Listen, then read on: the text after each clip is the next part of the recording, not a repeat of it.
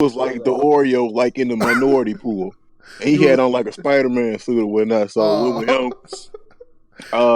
It was a cool experience, bro. Went down sad when it was parts when Negros was on screen. I clapped and acted a nigga because the people I was with, they was bigoted. When they was there with Loki and other Caucasian characters that they liked and had fangirl and fanboy isms over, they clapping. So when the niggas was on screen, they had to represent. So yeah, it was pretty cool. It was a good experience. So you was competing with the white audience in a clap? Yeah, I had to. I tried clapping, but the nut between my hands would have let me, man. Oh my god! Okay, the nut between your hands. Oh, man. This nigga really was Spider-Man.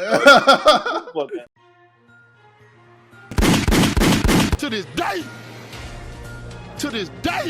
I hit him clean more times. I beat him. Use your common sense. This is not me, y'all. I'm fighting for my life. Y'all killing me with this. This MAGA country. Yeah, go on, clear your throat. Get the boogers out your throat, man. We ready? Here you go. Off the Top podcast. God, that movie was so good. Amazing. I'm your host, Bushido Spirit. Here we got the usual cast with a couple added extra people. I said added. I fucked that all the way up. But we got fucked the whole intro up. But we got I don't know. Fuck. Oh, my brain fried. We have Mo. We have Mo. We have Mo. Yes, we have Mo. Yo, we hit this podcast with the reverse snap. We doubled our costs, man. This shit crazy. Exactly. What happened was we snapped the. Well, you cut out a bit. Hello, Josh. My bad. Work Wi-Fi. That work Wi-Fi. Say it again. What you said? Nah, forget it. Go ahead. Come on. All right. We got Epic here. Chicken fingers. All right. Of course, we got Marcel. We do not promote hating ass niggas in this goddamn podcast. So we're here today to talk about Avengers Endgame. A lot of people are talking about this movie. It's the top thing. It's the top priority for people this weekend, other than Game of Thrones. All right. So we're gonna jump right. Let's go shoot on some Game of Thrones in this bitch, Bush. What'd you say? Yes, sir. What'd you say? I said you always go like shoehorn some Game of Thrones in this bitch, man. This is Thanos time, nigga. This is Avengers time, man. Yo, Winter is here. Game of Thrones, my shit, nigga. Game of Thrones is amazing. But anyway, let's get right into it, man. We're gonna do it our usual way. We're gonna start off with how we felt before, with the promotion and stuff like that, promotional material, how we felt about the film, before we saw it. So let's go down the line here. I'm gonna start with Epic. How did Don't you feel? do me, man. No. I'm saying like leading up to the film. Your view's about to die, nigga. Why you starting with Epic? All right. I'm sorry. All right. That's what I'm saying. I want the circle jerk to go ahead and continue, man. Let it be the circle jerk. Let me come in and shit on the circle jerk. Let's start off with Josh since his time is fucked up a little bit. So we talking about like the trailers and stuff. Yeah, how you felt going into the movie before you seen it? Good, and they didn't give away nothing. So I was like, I didn't know what to expect going into this movie.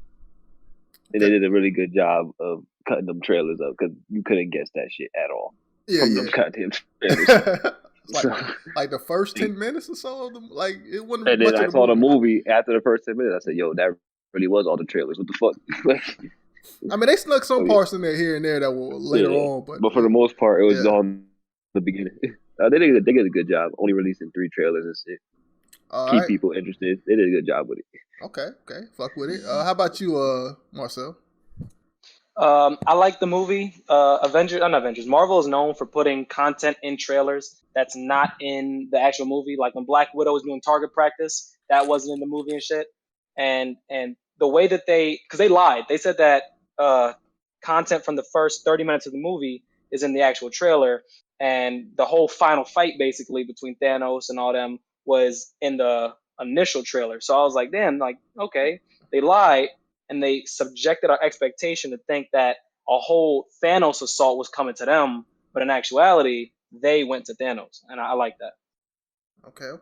All right, let's go with Mo. I mean, what's there really to extrapolate from the trailers? I feel like there was like very minimal information there. Like, to be honest, I kind of award the trailers that as like credit, you know what I mean? Like when I watched the trailers, I was like, damn, they're really just not going to show us anything. And then you come out of the movie, you're like, oh damn, they really just didn't show us anything. We don't know what's going on right now, you know. Okay. And So yeah, I mean, I'm sort of the same way. Like I saw the trailer, you know, I like how emotional it was. They showed Tony Stark in space. I was like, okay, they're more serious in this film. They lost a lot of people. Gonna take a more serious tone. That's what I was thinking when I first saw the trailer. And I did, and we didn't really see too much action in there. Like they were purposely hiding the action scenes because if we would have seen any action, they would have gave away a lot of shit if they would have put any action scenes in there.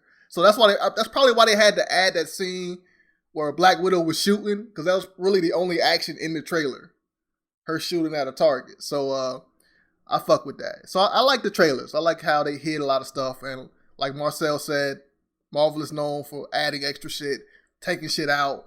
Like in that Infinity War trailer, they fucking CGI'd Hulk in a scene that he wasn't even in. So yeah.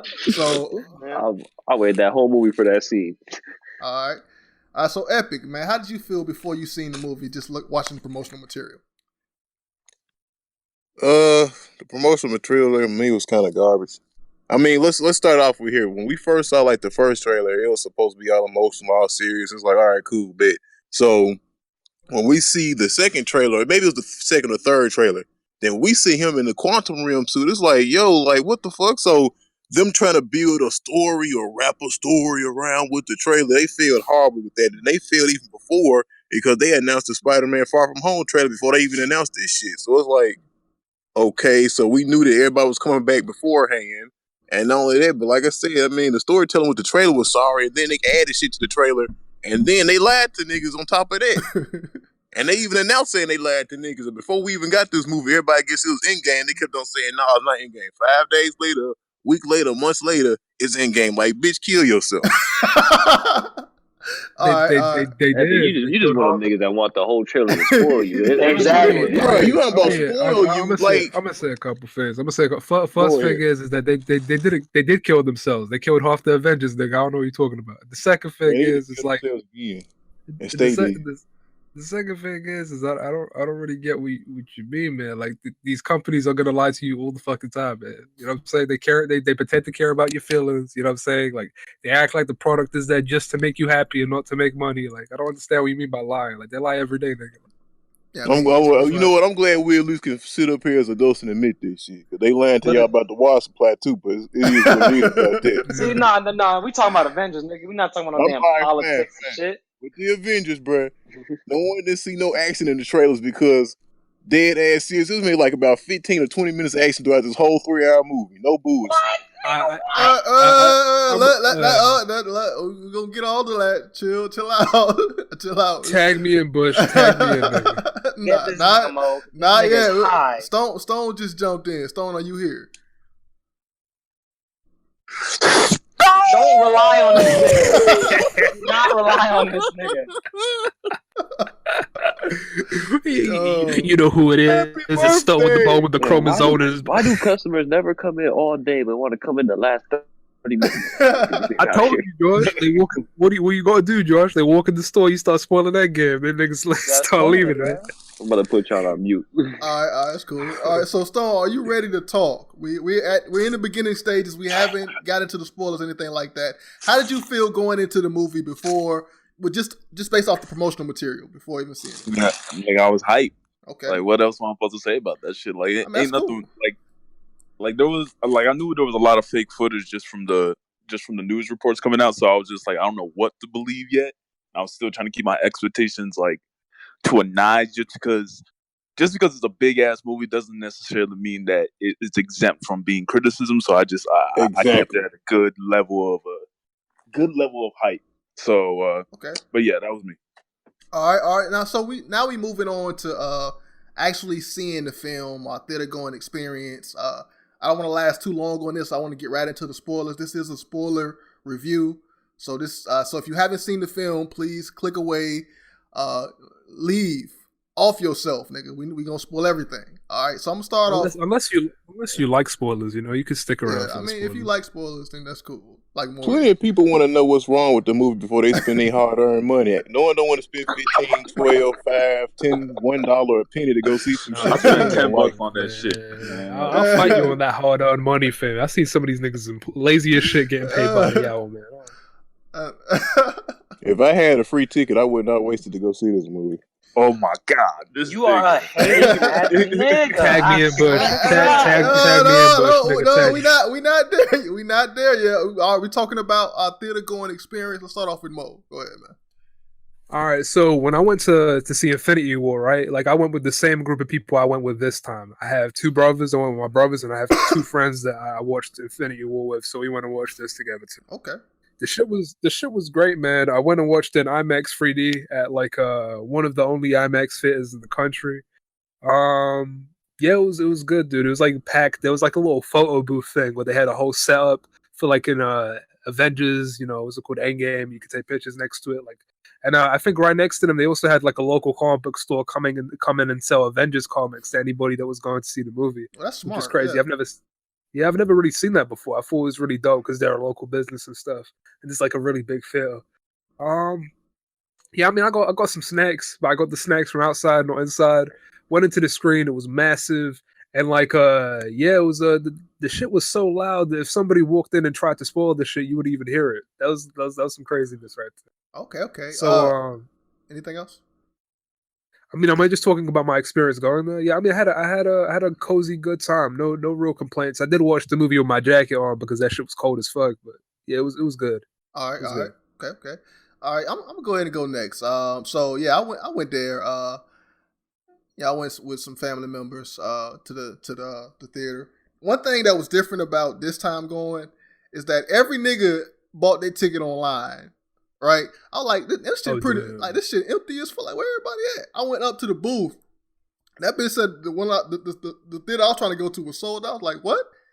Yeah. so everybody bought this shit online. Yeah, my shit was sold out too. I saw like, man, people thought they could just walk in. Like, nah, nigga. Yeah, that's what I was thinking. I was like, this theater has never had anything sold out ever, nigga. Like Infinity War wasn't even sold out. So I was like, damn. Like, I was like, so when the next one is gonna be? She was like at 9:30, so I had to wait 3 hours later to even see the film. So I was like, I was kind of bummed out about it. And the shit was 3D. Like I fucking hate 3D. Right? Oh no, IMAX 3D. Oh yeah, this shit me a headache. Oh my God. I hate regular 3D. IMAX 3D was like, to me, it was the only way to watch the movie. That shit was amazing. I'll give you that. Oh, this ain't this nigga. This is regular cheap ass plastic glasses 3D. like regular, you know what regular 3D is? Regular 3D is they cut out every character and background, like they're little pieces of paper, and they move the paper closer to you. You know what I'm saying? Yeah, that's what that shit. Like I was mad as hell. But I got a happy surprise that like Happy Meal. Happy. And like you did, I got all my shit outside. Like I'm not gonna pay no fucking $6 for no fucking water, nigga. So for popcorn. For popcorn and shit, yeah, right? I was mad extra with it. You want to hear what I did, man? What I did was I pre-opened the bag of popcorn so it would have made that ruffling popping sound, and I put a rubber band around that bitch. And I took the rubber band off, and I started eating that popcorn straight away, man. Shit was crazy. I went to the garbage and got my free large popcorn. No. I can't blame you, dog. Sometimes you might want to eat some other people's used stuff, because I did that before once. Nah. Coming to the theater. Large bucket popcorns at certain Regal movie. No, at every Regal movie cinema is a free refill. So you go into the trash, you grab a large bucket, you clean that bitch out in the bathroom, bring it to the front. Hold on. Real, bro. Stone, you have mold in your dreads, bitch. Shut up. Damn. No, we ain't doing it. Stone, your father's talking. Hey, order in the court. Stone, man, let this man talk. Go ahead, man. Go ahead. I messed with it. So then you go to the front. You be like, "Hey, can I get my free refill?" She looked at me like I was crazy. Like, you didn't come up here and buy this. I said, "You have proof?" She said, "Nope." Fill that bitch up. I mess with that, bro. Like for real talk, I actually mess with that right there. That's smart. You should have been like, "Bitch, I'm in the military. I defend this country." I don't have to say that, man. I got free refill on popcorn. I mess with that right there. That's real talk, though. I think I'm about to say Marcel that. rolled I up ain't looking paying homeless and shit. $14 for an extra large bucket of popcorn. That's the shit I was about to say. How you gonna be homeless and have a home? I don't understand. That's that light skinned nigga. That's that light skinned nigga shit, man. A dark nigga with a that shit wouldn't slide with no dark nigga. They're like you guilty, nigga. Boys, you a liar, dog. I would have did something like that. I would have got away with it too. You don't know how to charm nobody. That's the whole thing with you. Shit, that they can't prove that you ain't buy it. Exactly. Hold on, is that how you charm people? I would love to see your black ass charm somebody getting free popcorn. I want to see that on film, nigga. Bro, I would totally do that. And I can do it too. Cause shoot, maybe it's because I'm so masculine and manly, man. They probably suspect. Nah. Bush would go up there all nervous and shit, like I didn't buy the popcorn. I like popcorn, man. Anyway, I snuck my snacks in. I had like this big ass school shooter trench coat on. And had a bunch of snacks in it, so that's how I got my shit in there. Anyway,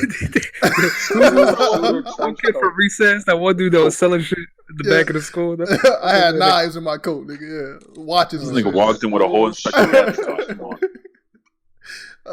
Shit. But yeah, I mean, it was pretty cool. Like, it turns out that the shit wasn't 3D. I guess they was like, fuck that 3D trash. I was like, well, my glasses. They're like, no need. You know, it's regular. I was like, oh, yeah. That shit was 3D, man. Like, you know how I know that shit was 3D? The shitty 3D don't even like split the screen to two images, so you have to. This shit is just like regular like 2D film. No. It was not 3D at all. So like, I can tell when it's 3D because it has two different colors. Like, so you pay $15 to see something that's in 3D, but what is in 3D? I've been mad pretty much. No, I wasn't mad because I hate 3D. Like, it would have ruined my. Bro, $15 though, man. Goodness gracious. Look, man, it is what it is. I mean, it's like $3 extra, so fuck it. I didn't care. Yeah, well, niggas spend $1 million to make a movie, so $15 is at least your fucking. I mean, word on the street is if you jump in the garbage and grab like one of the used tickets, they refill that shit for you too, man. Shit crazy.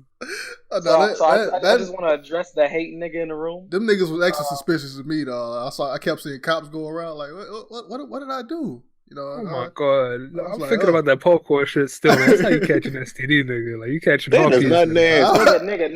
Listen, why that nigga lip the way you eat the popcorn, you only eat the popcorn that's in the middle of the bucket, not touching the rim. That ain't got a bum bump, though. That shit fucked up. You got a bum bump on your fucking noggin.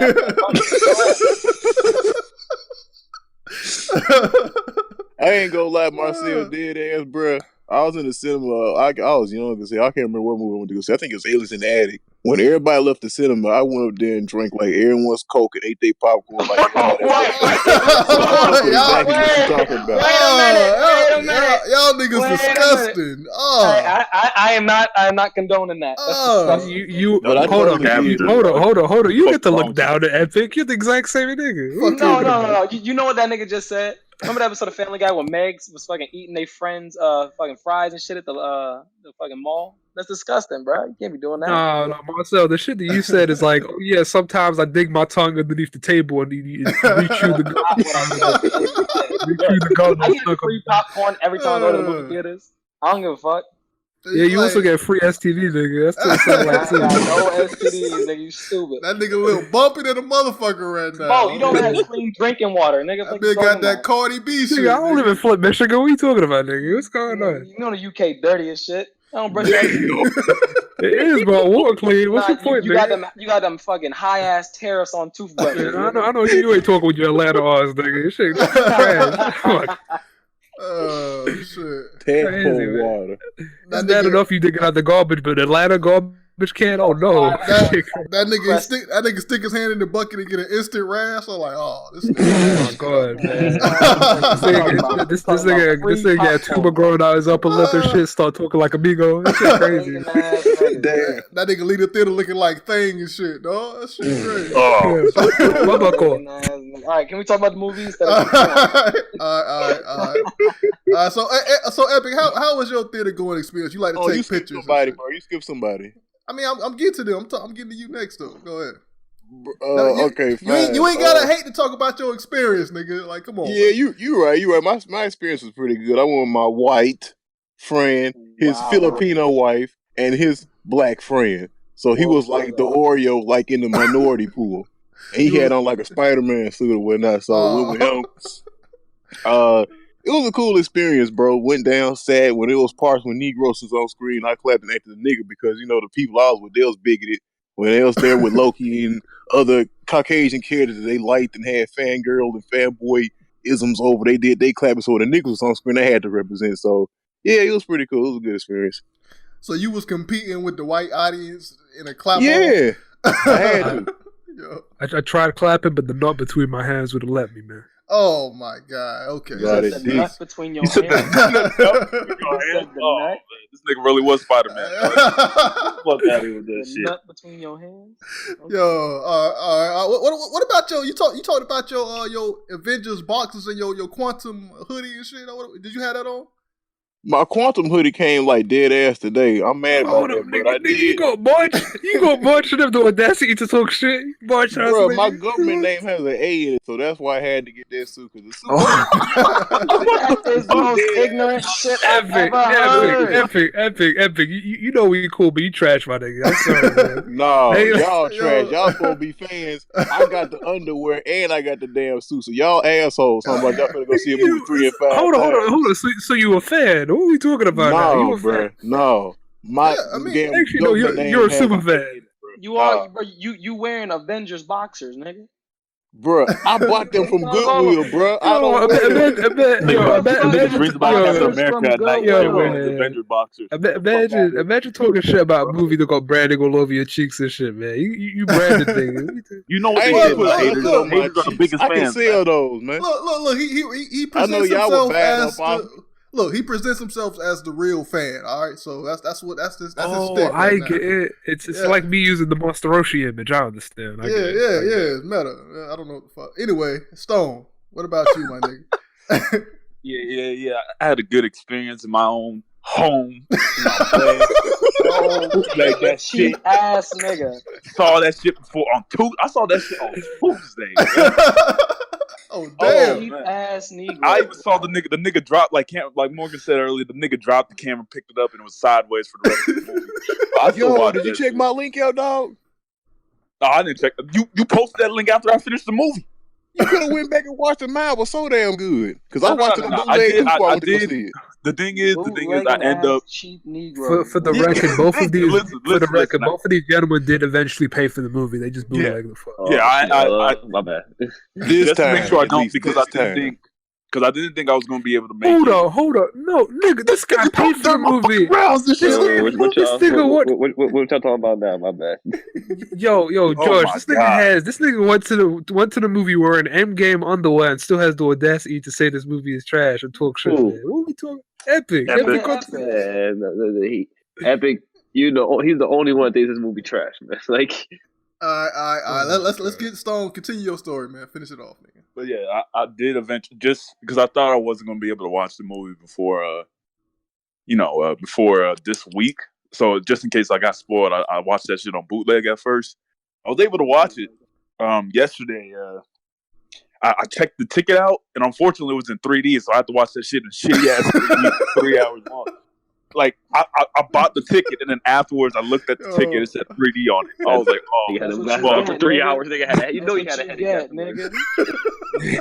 I got a migraine, my nigga." But That's what you this get shit, for this bootlegging shit, that like shit. Oh, that nigga my brain was eyes, bleeding. my eyes eventually adjusted to the shit factor of the 3D, and then it was a good movie, man. Like I liked the experience. The only problem was the crowd I was in was dead as fuck. Yeah. I hate when Yeah, my crowds crowd- are like that. Go ahead. My crowd was lit too. They were all My white, crowd, but they they was love black cheering. people. Everything. Bro. They were Clapping barely like laughing at the motherfucker. jokes. They weren't even like hype when the big moments happened and shit like that. When Cap got the hammers, I was so Yo, I pissed could nobody was tell. hyped about that. Yo, I could tell my whole screening had a Twitter account. These niggas clap mad loud when Black Panther showed up. Nah, nobody clapped when Black Panther. Everyone was dead silent When when Spider-Man Bro, came in, I had to clap, bro. I had to clap for that shit. No, I I don't told think y'all, see? these niggas barely clap for Spider-Man, but they clap crazy loud No, for when Black in Panther. my theater, when Spider-Man swang in, everyone went crazy. We went wild. Nigga went If crazy when normal Black Panther wild for showed. They Black was like, Panther, oh, y'all some no. coon ass niggas in this call. No, Dead look. Nigga, nah. Black Panther didn't have a clapping moment. That just had like a oh damn, like that nigga pulled up. Like Nah, pulled bro, up. I did the He Wakanda pulled Forever up. shit it in everything. I see it in every damn thing. man. See, y'all Black do that. Y'all Panther, see he it. ain't have a you clapping gotta think moment. about the way Spider-Man died, man. Come on, man. Yeah, bro, he Yeah. pulled the fuck up. All right. Man, fuck Spider-Man. It's about the Wakanda, bro. Wakanda forever, nigga. We not saying Wakanda that. forever.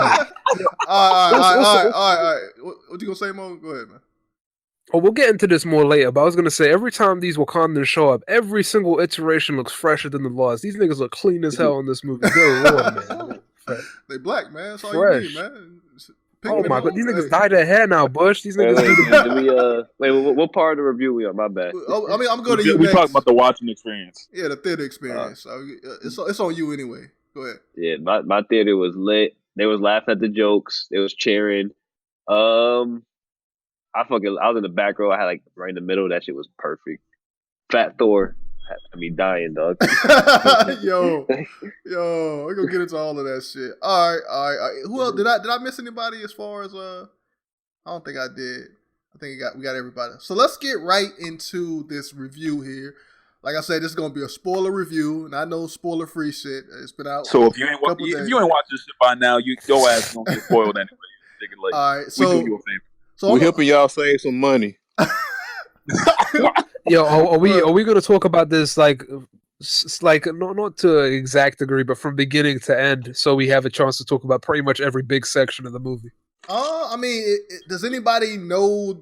Can anybody do that? As far as damn, man, me and Stone off my hand, like we can do this. 100%. Yeah, I can help people navigate through it if we get to that point. Yeah, bro, you said Tony brought everybody back. I don't know if you valid anymore, my nigga.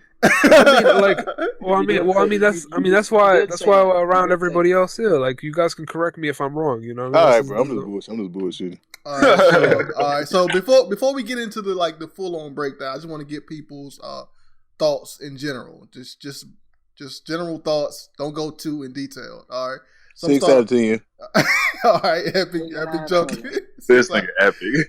All right, 6 out of 10. Any general things you want to say that you didn't like? Why is it 6 out of 10 to you? I'm gonna let everyone else go. I don't got no specific reasons. Y'all know my reasons.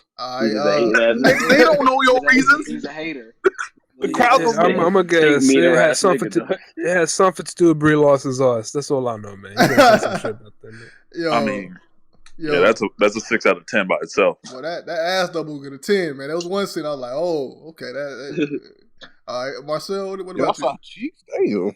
9 out of 10, bro. 9 out of 10, okay. All right. I mean, you said you was getting popcorn out the garbage can and coming on yourself. That's it? That should be a 10. No. Mo said he was coming on himself. So let's get that right. Hold on. Just because I said I couldn't clap don't mean that was okay. Don't worry about it. I'm about to make it worse. You made it clap. What?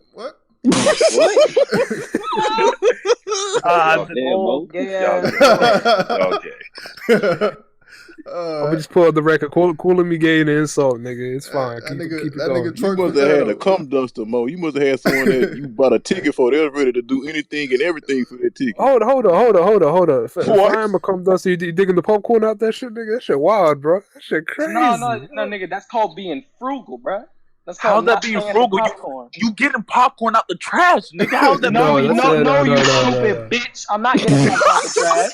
Let me tell you what I'm doing. I get the bucket out the trash, clean that bitch, and then you gonna watch that shit at the sink? Can you in the sink of the bathroom at the movie theater? How the fuck you gonna watch it? You just see Marcel clean up popcorn. Marcel. No. Tell me about it. No, Marcel. Of course. Chill. Wait. Hold on. You do clean it. You clean it with your tongue, nigga. You out here cleaning that shit with your tongue. You brushed your teeth since 2003, nigga. Yeah, you ain't taking a shower since 2005, bummy ass nigga, man. You out Stone has not taken a shower. Hold on. Y'all niggas are roasting each other more than talking about the movie, man. Order. This nigga was roasting more than talking about the movie.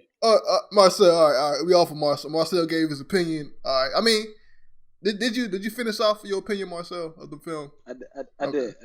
All right. What about you, Josh? Go ahead. 10 out of 10. Easy. All right. No debate. Anything you want to say? Any hot takes? Anything? Hot takes? I'm perfectly fine never watching another superhero movie ever again.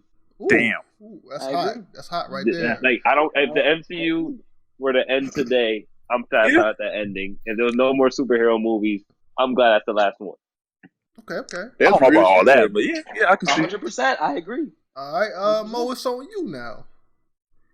All right, I give it a 10, and I also kind of have like an admission to make, kind of like every time people come out here saying shit like, this is the best comic book movie ever made, this movie's amazing, this is exactly what a comic book feels like, blah blah blah blah blah. Nigga, I know, you know what I'm saying? Half the time I feel like the people that say this shit have no frame of reference. You see what I'm saying? These niggas know nothing of what they speak.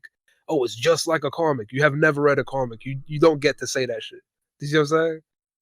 And I feel like for the first time ever, me and everybody else is on the same page.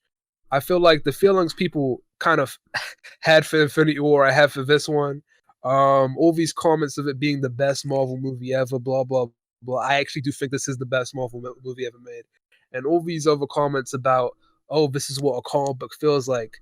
There's a sequence in this movie that is literally a comic book page, and I think I own the books that they. I think I know what you're talking about. Yeah. I know what you're talking about. I own the cool.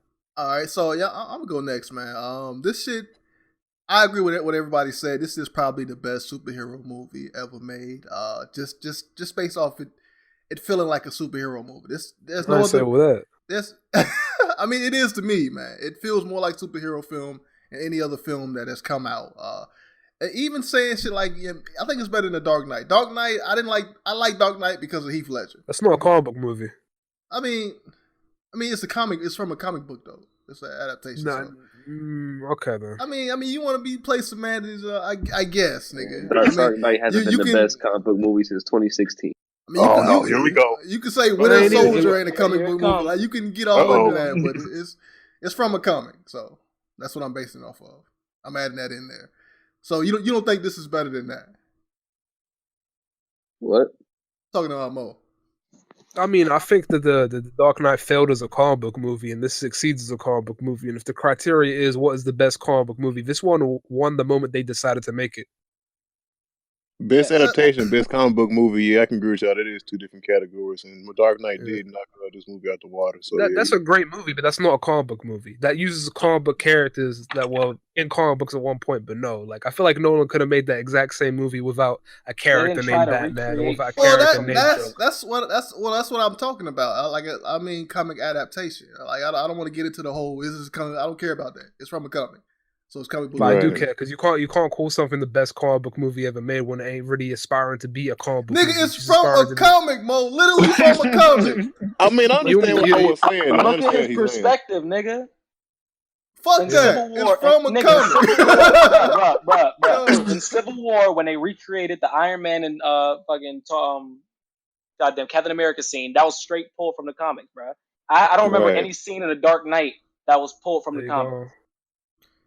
It's from a comic. Batman is a comic book hero. We understand that. We understand. I would actually go further to say that like it actually fails as a Batman movie too. But that's what I was gonna say. Yeah, that's what I was gonna say. You don't really feel like you don't care about Batman. That nigga's just there. That's a whole different. We can have a whole hour-long episode. This is trust. I got a lot of things to say. I mean, let's move on. But because I mean, I only brought it up because a lot of people when they rank their favorite comic book movies, a lot of people put Dark Knight on there, despite what people say about it's not been. Well, I'll go on record. I would say those people don't really like comic book movies, but it's fine. We're gonna talk about comic book movies. Let's talk about Dark Knight is up there, man. 300 niggas. 300 is the best comic book movie. We're gonna start this I'm a roll in my grave today. My brain logging out, bro. My brain has left the chat. Ninja Turtles, man. All right. Let's go. You know, Steel, man. My nigga Steel. That shit was trash. Watchmen. Let's watch me. Yeah, let's go to Stone, man. Stone. Let's go. I put a 9 out of 10, man. It's really great. I'll say, yeah, I'll agree with y'all. It's the best comic book movie that was ever made. But story-wise, after watching it twice, I think I put Infinity War over it, man. Just a little bit. story and pacing a little bit. Yeah. Okay. A look, just like slight, like by a slight margin, but that's strictly Is opinion. that That's just your my opinion. criteria? I don't know, because I feel like in terms of story, there are quite a few Marvel movies I put above this, but that's not just the criteria I'm going off, you know? No. I'm saying Okay. I was saying in those aspects, but as in every other way, Infinity War is better. Absolutely, but You're high. light things. Yeah, I don't. I'm high. Yeah, Well, I mean, not today, but like you know, just No time travel. this film, to me, this film is extremely bold in what they chose to do with certain characters, because they could have easily highlighted the strongest characters, because those are the characters that are most likely going to be able to beat Thanos. But they instead chose to highlight the characters that made more impact on the story overall, and I think that was brilliant to do that. So that was smart. That was bold as hell. Like, to even take Thor out of it and make him fat, that was brilliant. So I mean, let's And then take away the Savage Hulk and give us the Homo Hulk. Wow. Like that all of those things were all those things were pretty bold, and they were set up. They didn't come out of nowhere. You could kind of see they were setting those things up. That's from the comics. It's like I tell people all the time. You know, nothing's gonna pay off if you don't take chances. They took a lot of big chances. Yep. All of them, bro. They brought in Professor Hulk, man. That's straight from the comics, man. All right. Anybody else that I skipped on? Did everybody give their rating? I give it, I guess, of course, a 10 out of 10. I think everybody went so far. I don't think we left out anybody. Let's get right into the, I guess, the overall review. We going first act of the movie. Yeah, are we doing the breakdown? Yeah, we're doing a breakdown now. Yeah. Yeah, I mean, let's talk about the introductory segment of the movie. Let's talk about the first scene with Hawkeye up until the point where we see Scott Lang get out of the little quantum realm shit, and you know that whole scene play. I consider that the beginning. So yeah, how did you guys feel about that? Like the reintroduction of Hawkeye and Ant-Man in the beginning of the movie. It makes sense, bro. If you saw your family get dusted like that, you'll turn to a life of killing niggas. Really? Nigga turned into as dope. The thing where his thing was, I feel like that's going deeper into the movie, but they talk about why he did it. Okay. Yeah. Did they say why he did it? Or he just wanted to go punish him? I mean, you can infer his family died, and he's like, my what's it called? No, the Asian nigga just cut me off. Right? Let the nigga finish the thought. I'm like half paying attention. My bad. His family died, and he was like, why my family take it away when you killers and shit out here that are still living? So I'm gonna take them out. That's it. Okay, gotta fuck with it. Yeah. Frank Castle. It makes sense. Yeah, it does. Marvel. Yeah. I mean, he was already him and Black Widow are already dudes that work anyway. They never really went deep into that, but they already were probably killing people. Like, this is an assassin, so you could assume that they probably killed people before. Never to the extent that he was doing. She mentioned it. She mentioned that in the movie. In the movies, you see them kill people all the time. Yeah. Aliens. Yeah, I think that's the moment they kill humans all the time. Oh, and I like the scene of Tony and Nebula on the ship. Yeah. I mean, that was a clever edit. Trailers. That was a clever edit. Like the thing is that there was no like CG removal of a character or anything. Like all the scenes in the trailer. As like a general thought, one thing this thing had better than all the other Marvel, the interaction between the characters. Oh yeah. That's what holds everything together. I kind of hate the way Infinity War did it. Nebula playing paper football, dog. Like Infinity War did it. I rewatched the copulate, but they didn't choose to good. I rewatched Infinity War, and I'm like, some of this shit is just nah. You know what I mean? Like, not in terms like I'm not trying to hate, but like there are moments where two characters talk to each other, and it's like this is the line you expect, and everybody wanted to hear. Infinity War is kind of just hype moment after hype moment. Exactly, like it's this one the actually they're talking to each other. They're and I think that's the thing that got me within that first few minutes of Infinity War. It felt like a real movie, not to say that Infinity War wasn't a real movie.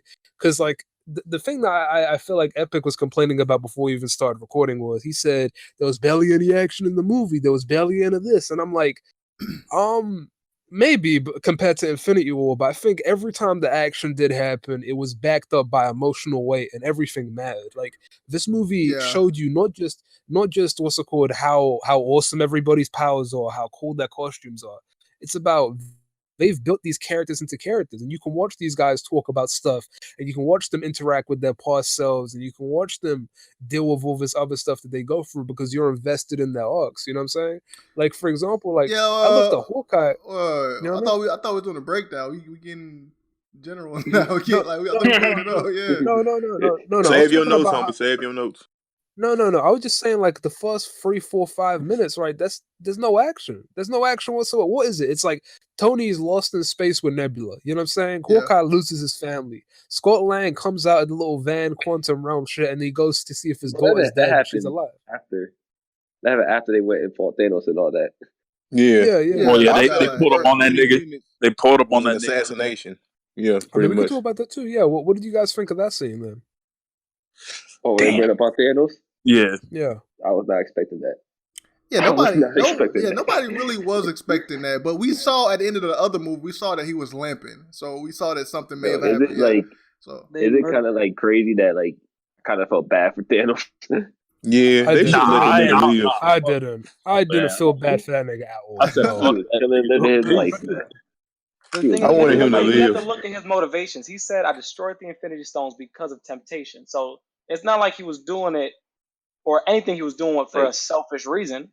He was content that with his nigga felt life. like just because that nigga felt like it was justified in his own mind does not make it not selfish at what he did.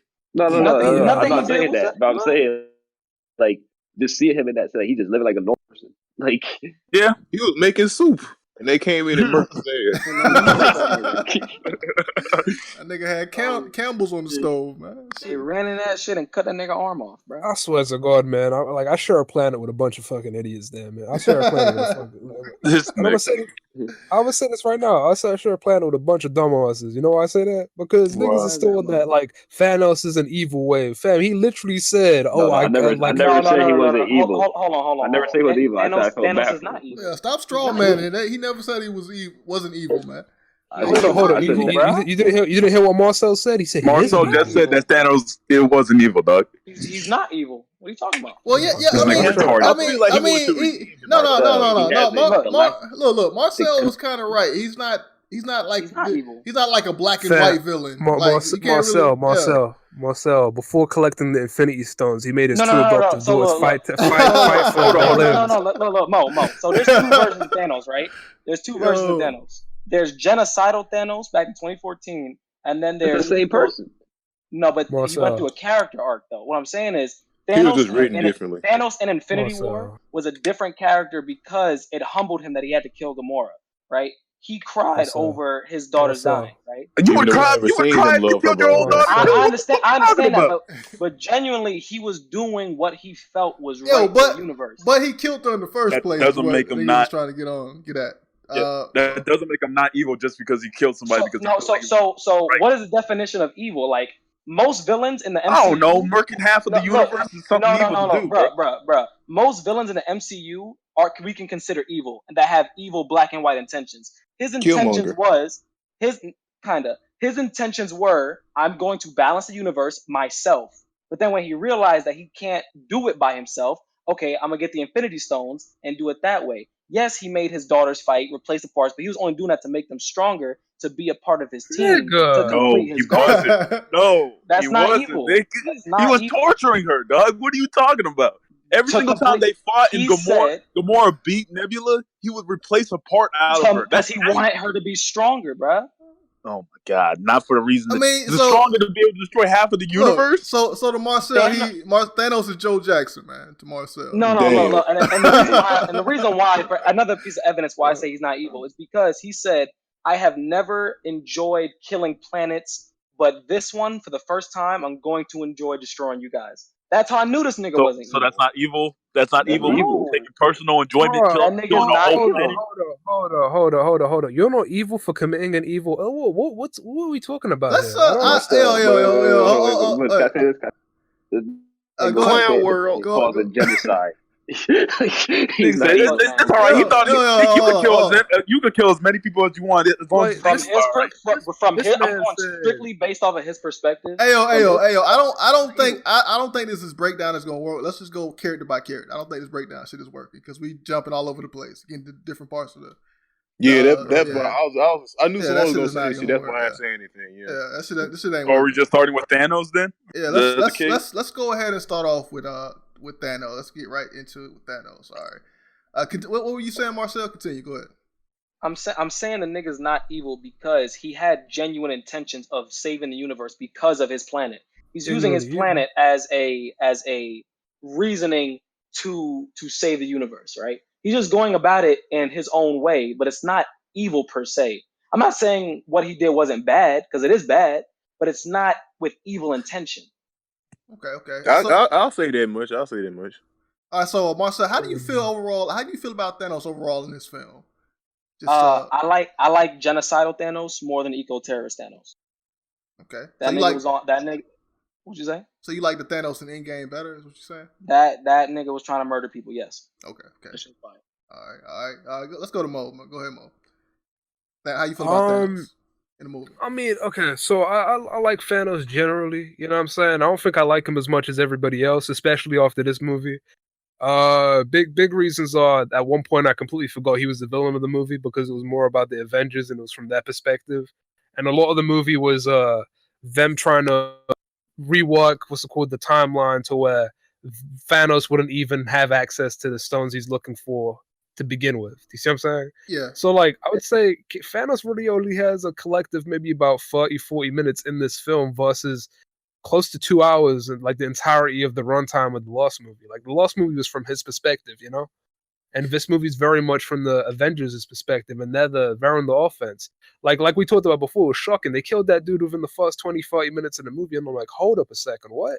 Like, and then you realize the villain of the movie is Thanos that has yet to collect all of the gems and where like like that's a lot of people were saying there were two villains, and I finally realized what the fuck they were trying to say. Yeah. I'll say I'll kind of end off my point with this. Niggas are gonna hate this. I came out the movie like solidified in my thinking that one, Thanos is a one-dimensional evil villain. Two, I do think that he is not as good as Killmonger as villain in my opinion. And three, I think his plan is even more definitively stupid than the first time I watched it. But that's where I'm at right now. Can't double up. He couldn't double up the resources. He had to kill. No. They broke that down, bro. You can't double up the resources, nigga. You cannot. So the Infinity Stones can do anything except for double up resources. No, not. I'm not saying you literally cannot do it. Like the Infinity Stones don't have the ability to do it, but doubling the resources, that doesn't make sense, bro. I mean, it does, but not really. None of it makes sense. yo, that's why I don't get into these arguments about his plan. I don't but that is shit. Like, can I go? Yeah, go ahead. All right, so yeah, like I said, I felt bad for him in the beginning because you saw his perspective in Infinity War. They wrote him beautifully in that movie to the point you see him just living like a normal person, and they just ran up on him and whooped his ass. But I mean, he was hurt though, yeah. Yeah, I mean, but there's like the whole thing about him doubling the resources. Like every villain has a flaw. That's his flaw. And if you write it to where he just double the reassources, then there's no fucking villain. So stop complaining about it. Like that's what I mean, that's still definitive. That's still definitive flaw. Yeah, but every single villain has a definitive flaw. That's what makes him a villain. See, I don't. Hold on, go ahead. Now that I think about it, like I don't know what they were trying. Were they trying to paint him as somebody that's mad because he does evil shit, but at the same time he shows a heart in certain occasions. I feel Mark said, from his perspective, he's not evil. Yes, he's not evil from his perspective. Yeah, he's still an evil motherfucker. He don't think he's evil, but he's still evil. Like, but I'm saying it would have worked. I feel like I'm trying to figure out what they trying to make him mad, like the Mad Titan, like from the comic book. Were they trying to make him just like crazy? And I feel like it would have worked better, making him just coming out and saying that he's crazy, having somebody give dialogue saying he's crazy, because they may have implied it throughout the scenes without saying it. But I think if they would have said it, it would have made it would have made people not care about his plan really. Because at the end of the day, he's crazy. That would have kind of fixed people's thinking about the plan. He's crazy, so he's probably, of course, addressed that in the first movie. He was talking to Dr. Strange, and he was like, "I came up with." They called me a madman. Like, okay, they said, you're fucking crazy. You're right. right? So that's how I felt about it. I was like, this nigga's crazy. Like, what the fuck are we talking about? I mean, his name is Josh's And like I comments are said, confirmed by the Russo that's his brothers. character flaw. That's his character flaw. Every villain has a flaw that makes him. That's his. I mean, every character should effectively have a flaw. That's what makes them interesting. You know what I mean? Like, are we just not gonna talk about how Joker doesn't have a purpose at all, nigga? Like, at least Thanos has something. I mean, we made a whole video about Joker this. That does man is have not a purpose. character. He's a force of nature, like a tornado. That's what I'm saying. My God. Oh shit! I'm about to clock out in 7 minutes. Niggas dissecting the shit now. Thanos, like, can't you double or eat? Like, you like fucking Joker. I'll say this. I'll say this about. Like, come on, I'll say this about man. Thanos. Like, he is literally called the Mad Titan. That's his name. Yeah. All right, so Epic, how do you feel about Thanos, man? Overall, You talk about like MCU or like comic wise or like I mean, overall? just overall, because these are, though they're two separate movies, these are like just one movie, really. They just had to cut it up, split it up. So, how you feel about Thanos? I'll skip the whole comic Thanos and killing everybody for Lady Death shit, but let's talk about like Infinity War Thanos and Endgame Thanos. Those are two different Thanos, dog. Okay. 100%. Two different Thanos. Like, it took 2 movies for them to kill this dude twice. So that lets you know that he's a god tier character. And I mean, we all know that maybe Scarlet Witch had a chance, and maybe what's her girl name, Miss Marvel had a chance to do something. But I want to see that. But they just did whatever they did to him at the end. But Nigga, it's Captain Marvel, man. Nah, Miss Marvel, nigga. No, but nigga, it's Captain Marvel. nah, bruh. When it came to Infinity War, I liked his whole plot and his whole idea in that movie a lot more than when he saw what happened and how he was flawed, so he wanted to reset everything. He wanted to do the whole Messiah thing. I kind of feel that was kind of retarded. It's like, you going to destroy, build, destroy again. It's like, and no one's going to know anything because you rebuilt it. And it's like, nigga, what? So that kind of didn't make any sense to me. But yeah, I mean, yeah. I mean, But that's like I think the mindset the way is it that is like he saw his plan work and he saw that there's a way they could change it. So he said, okay, they could go back and undo what I did. So let me do it this way. Like, also, let me make sure there's a buffer where these niggas can't come back a second time.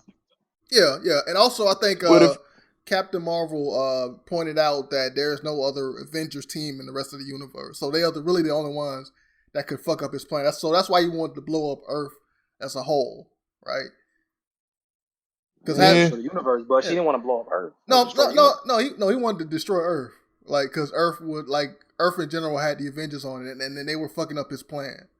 So he like, after he did his plan, he realized that people were sad because people were still thinking about it, and you got this whole superhero team that was still trying to find ways. What I want to say. Yeah. He's been killing planets and taking children from that for how many years? And yet when he does it on Earth, he doesn't think to himself, people are going to remember. People are going to uprise. Like, I might be looking too deep into it, but it's like, nigga, you should have known from jump when you came to Earth and you had them stones the first 2 times to destroy that motherfucker off the rip right then and there.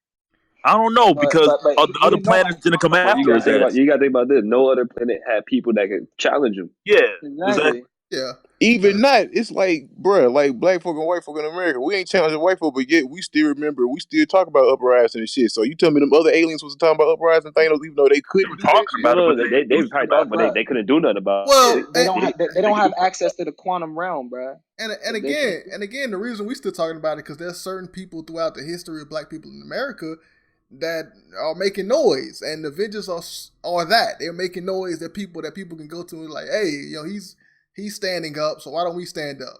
Rather than just laying down and dying and moving on. There's the strong person that exists. But there's always got to be the first person to take the step, and that's what the Avengers were, man. Yeah. Okay. I mean, they had Guardians of the Galaxy too, but I mean, there's other members besides them niggas ain't touching Thanos. Them niggas ain't touching Thanos. Come on, bro. Okay. Them niggas alone ain't touching Thanos. I see what you're saying. I see what you and Mo are saying. There is there's issues there, but I mean, it's not like it's big to me. It's not that glaring to me. Yeah, it's not huge or anything, but I mean, Endgame Thanos, I mean, like everyone said, he was trying to murder everybody. He had something to lose. Like, with this time, even though he succeeded the first time, and this is his second time go around, everybody thought it was going to be the same outcome and shit. So even he thought it was going to be the same outcome, so that's why he was trying extra hard. So it's like, I kind of fuck with that. All right. Who else? Stone, did you go? What are your thoughts on Thanos? Overall? Nah. Yeah. After listening, I think y'all niggas basically said it. It was two different Thanos. I think I even agree with Marcel earlier. Like 2014 Thanos is different than 2008. 2000, what was it? What was the timeline? 2020, It was 2018. and 2018 or 20. When the snap What year happened, it was was? No, they 2018, killed right? them in 2018. So Okay, the So snap. Yeah, 2014 2018. Thanos. After 2018, that is a different Thanos than it was in 2014. Just like Nebula is a different Nebula back in I mean, 2018. just like how all of us are different people we were. Yeah, that's what I'm saying. They completely different characters. One of them, like this Thanos, is just more dead set on killing all these motherfuckers. I feel like Thanos in 2018 had more of a. It's gonna sound fucked up, but it's more of a matured mindset, I guess. Yeah. Even if it was a deranged mindset, like I guess there was more things to make a justification in his mind that this needed to happen. But not. Yeah, you kind of right about that. What did they get Thanos from again? What timeline was it? What was the Thanos timeline they got? The Thanos they fought from, was it 2014? 2014. It was 2014. 2014. Okay, that was like beginning of the Guardians of the Galaxy. Okay, so yeah, it would make sense. It would make sense why he was more evil, to speak. So yeah, I mean, I guess I get that. But Thanos, good arc. He had a good arc, and I liked it. Okay. All right, let's move on to the next batch of characters here. Let's talk about Nebula and your boy Rhodey. We're gonna talk about these two. My niggas. Rhodey, the fuck that nigga? Rhodey is a gorilla. Speaking lines. He was in the I'm lumping them together, but really we're gonna talk about Nebula. So let's start off with that. Who want to go first on this Nebula Rhodey shit? Right. I mean, I can talk about it for a second. All right, go ahead. I mean, Nebula was given a lot of material, surprisingly, because Nebula's a massive character in the original Infinity Gauntlet book, right? Yeah. And she doesn't necessarily play the same role in the book, but the fact that like Nebula was a real difference in how this film played out is pretty cool. And I don't really have too much to say aside from it's pretty touching that she ultimately wins her sister over, regardless of whether they have that connection in the time point she's in on. You know? Can I go next? Okay. Yeah, and the next thing I have to say, I actually have more to say about Rhodey. I think Rhodey was great this movie. I think Rhodey's underappreciated, man. Like I like what the fuck that nigga do? Go ahead. I just like Rhodey, man. I like him. He's cool. And to be honest with you, I don't know. Like he's kind of the Usopp of the group, man, in a good way. You know, he deserves his own movie. He saved Rocket and he saved Rocket and fucking Clint. Yeah, I also like saving somebody don't mean that there are just moments that I really saving you, bro. Like I like the moment where the whole building collapses on the Avengers, and you can see him struggling because he's still a paraplegic, but he's still getting all of this shit done, like that shit. And then he talked, and I think he's talking to I can't remember who it was. You guys can remind me. And they're like, "Look what happened." I think it was Nebula. Like, Nebula said, "Look what happened to me." And then like he says, "Yeah, I'm still living with my own shit," and I'm like, "That's fire, man." You know what I mean? Like he's. And I like that his legs haven't healed. You know what I'm saying? Like I like that these Avengers are losing shit. That they nigga just can't get back. For life. Head ass nigga, man. Yeah, that's another thing I like, that they got weaker as time went on. They didn't just get these random fucking. I mean, they did. Some of them did, but like a lot of them, they lost a little pep in their step. And that made sense to me. That's who else want to go on this Nebula? Josh, I was trying to go next. All right, go ahead, Star. I think Nebula. I think Nebula was probably one of my top characters that was written in this story, just because she was. I don't know. She I saw her change from the movie. I feel like she's changed the most from all the movies that we've had, all the way up to this point where we have Nebula is just like she realizes what her father is. She realizes, and you can see the contrast between the young Nebula and the old Nebula. Like she see the contrast of how her father acts and how evil this nigga is. And she also sees that the conflict with her sister was straight from Thanos himself. And when she reconciles, and you can even see when she convinces Gamora to go back on their side, that the whole time Gamora just wanted that sisterhood with her.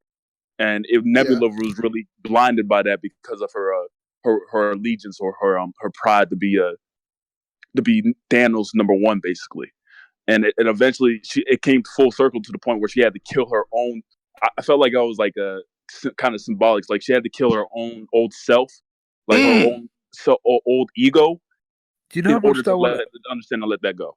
But go ahead. Do you know how crazy that had to? Do you know how crazy that had to have felt for her? Because the idea is the only way Thanos found out about this shit is because they share a mental network. You know what I'm saying? Yeah. That's stupid. She had two consciousnesses. How that was not stupid, nigga. That shit was That established was in so Ant-Man. stupid. That shit was established in And- Ant-Man, and, nigga. You can't call a precedent stupid. And I thought that was interesting because she felt the presence of another self, but she also had to have felt the death of herself when she killed her. Yo, and You know that what I mean? and that's one of the things I wanted to point out. Like people are looking at plot holes and shit. Like people are complaining about, she killed nigga. Shh. I didn't give the plot hole yet, nigga. All right. So they complaining about the time thing and how did she kill herself in the past and how does she still exist in the future when her past self is dead? Well, they already established that in the beginning. They established that in the beginning, man. All right. What was there's because time. What, your future is your past and your past is your future? They literally made the joke in the beginning, like time doesn't work like Back to the Future. Like you can't change your current by going back to the past and changing the past. You know what I mean? Yeah, time works in branches. It's kind of like there's you ever watch branches. Dragon Ball Z, where they say if you kill the androids in the past, it don't erase the androids in the future because it just creates you go back in the past, that creates a different timeline. It's like that. Yeah. It's basically it splits up. Because of your different timeline, branches people didn't come from the of future time. to you, so you going back creates a different timeline. Like, okay, okay. So, but yeah, people complain about that, and the part of the reason that I didn't really have a problem with that, I didn't even go that as deep as y'all went into it. I was like, even if that was a problem, it made the story overall better for that to be there. Because like Stone pointed out, that was very impactful for her to kill herself like that. So that's why I like that part. Despite people saying there's probably a plot hole with the time thing. But no y'all do-overs. Yeah, you get another do-over. Okay. But y'all, I don't know, man. Like I don't really dig deep to that time shit. But I like both of their characters. Like y'all pointed out, Rhodey, he did a lot in this. He didn't do nothing as far as action wise, but he had a lot of emotional moments, like the one with Nebula that Mo pointed out, where she stuck her hand in the thing and it burnt up her hand, and she was looking at it, and he was like, "We all have broken parts or some shit to that extent." So Terminator horn. So yeah, I like all of those lines like that. Also, his suit was looking fresh as shit, man. When he got out, that shit was nasty. Yeah, that quantum shit was nice. Yeah, it was. Let's go ahead and go to Epic here, man. Shit, you want me to talk about Monkey Man and Nebula? Chill. Whoa. Y'all ain't gonna tell me he don't look like no silly gorilla, bro. I didn't even talk about Rhodey. Oh shit! I forgot that nigga was in the movie for a second. Oh, go ahead. Yeah, go ahead. I've never met a more hating ass group. How's that hating, Rhodey? To me, okay, let me get that quick point of Rhodey in. Like, Rhodey was there. Like, that's how I felt. He was there. He was the Falcon of this shit, this game, of this movie. Damn. I just really didn't. Hold on. Now you're hating on Falcon. Hold on. Please. Let I don't fuck with flying Papa Doc, bro. Get the fuck out of here. Let Epic get his point. Go ahead, Epic. Go ahead. Like, I agree with what boy said, flying Papa Doc, but like for real though, we all knew when Brody got his ass blasted in Civil War, he was gonna be that throwaway character. Like he's there for diversity's sake. Like Falcon is there for diversity's sake, but they ain't getting no movie like Black Panther got no movie. So even like everybody was always talking about like the whole. I swear to God, I hate you niggas, man. Let them talk. Come on, y'all. No, he lying. What they saying is coonery, bro. You endorsing the coonery. I'm not. Like you can talk. I'm gonna give y'all a chance to speak afterward. Let that man finish his point, though, please. Yeah, Rhodey was there. This don't sound good in the audio form. Niggas screaming over each other. Go ahead. Epic. My bad. But Rhodey was basically there just being that dude where he's supposed to say what the audience is thinking, like with the whole kill baby Thanos thing. I know someone stupid enough was like, well, why don't they go back and kill baby Thanos? So, Hulk had to do his whole thing or whatever. So Rhodey was there, like I said, to be the audience per se. He didn't really have no big ass moments besides saving a fucking rat.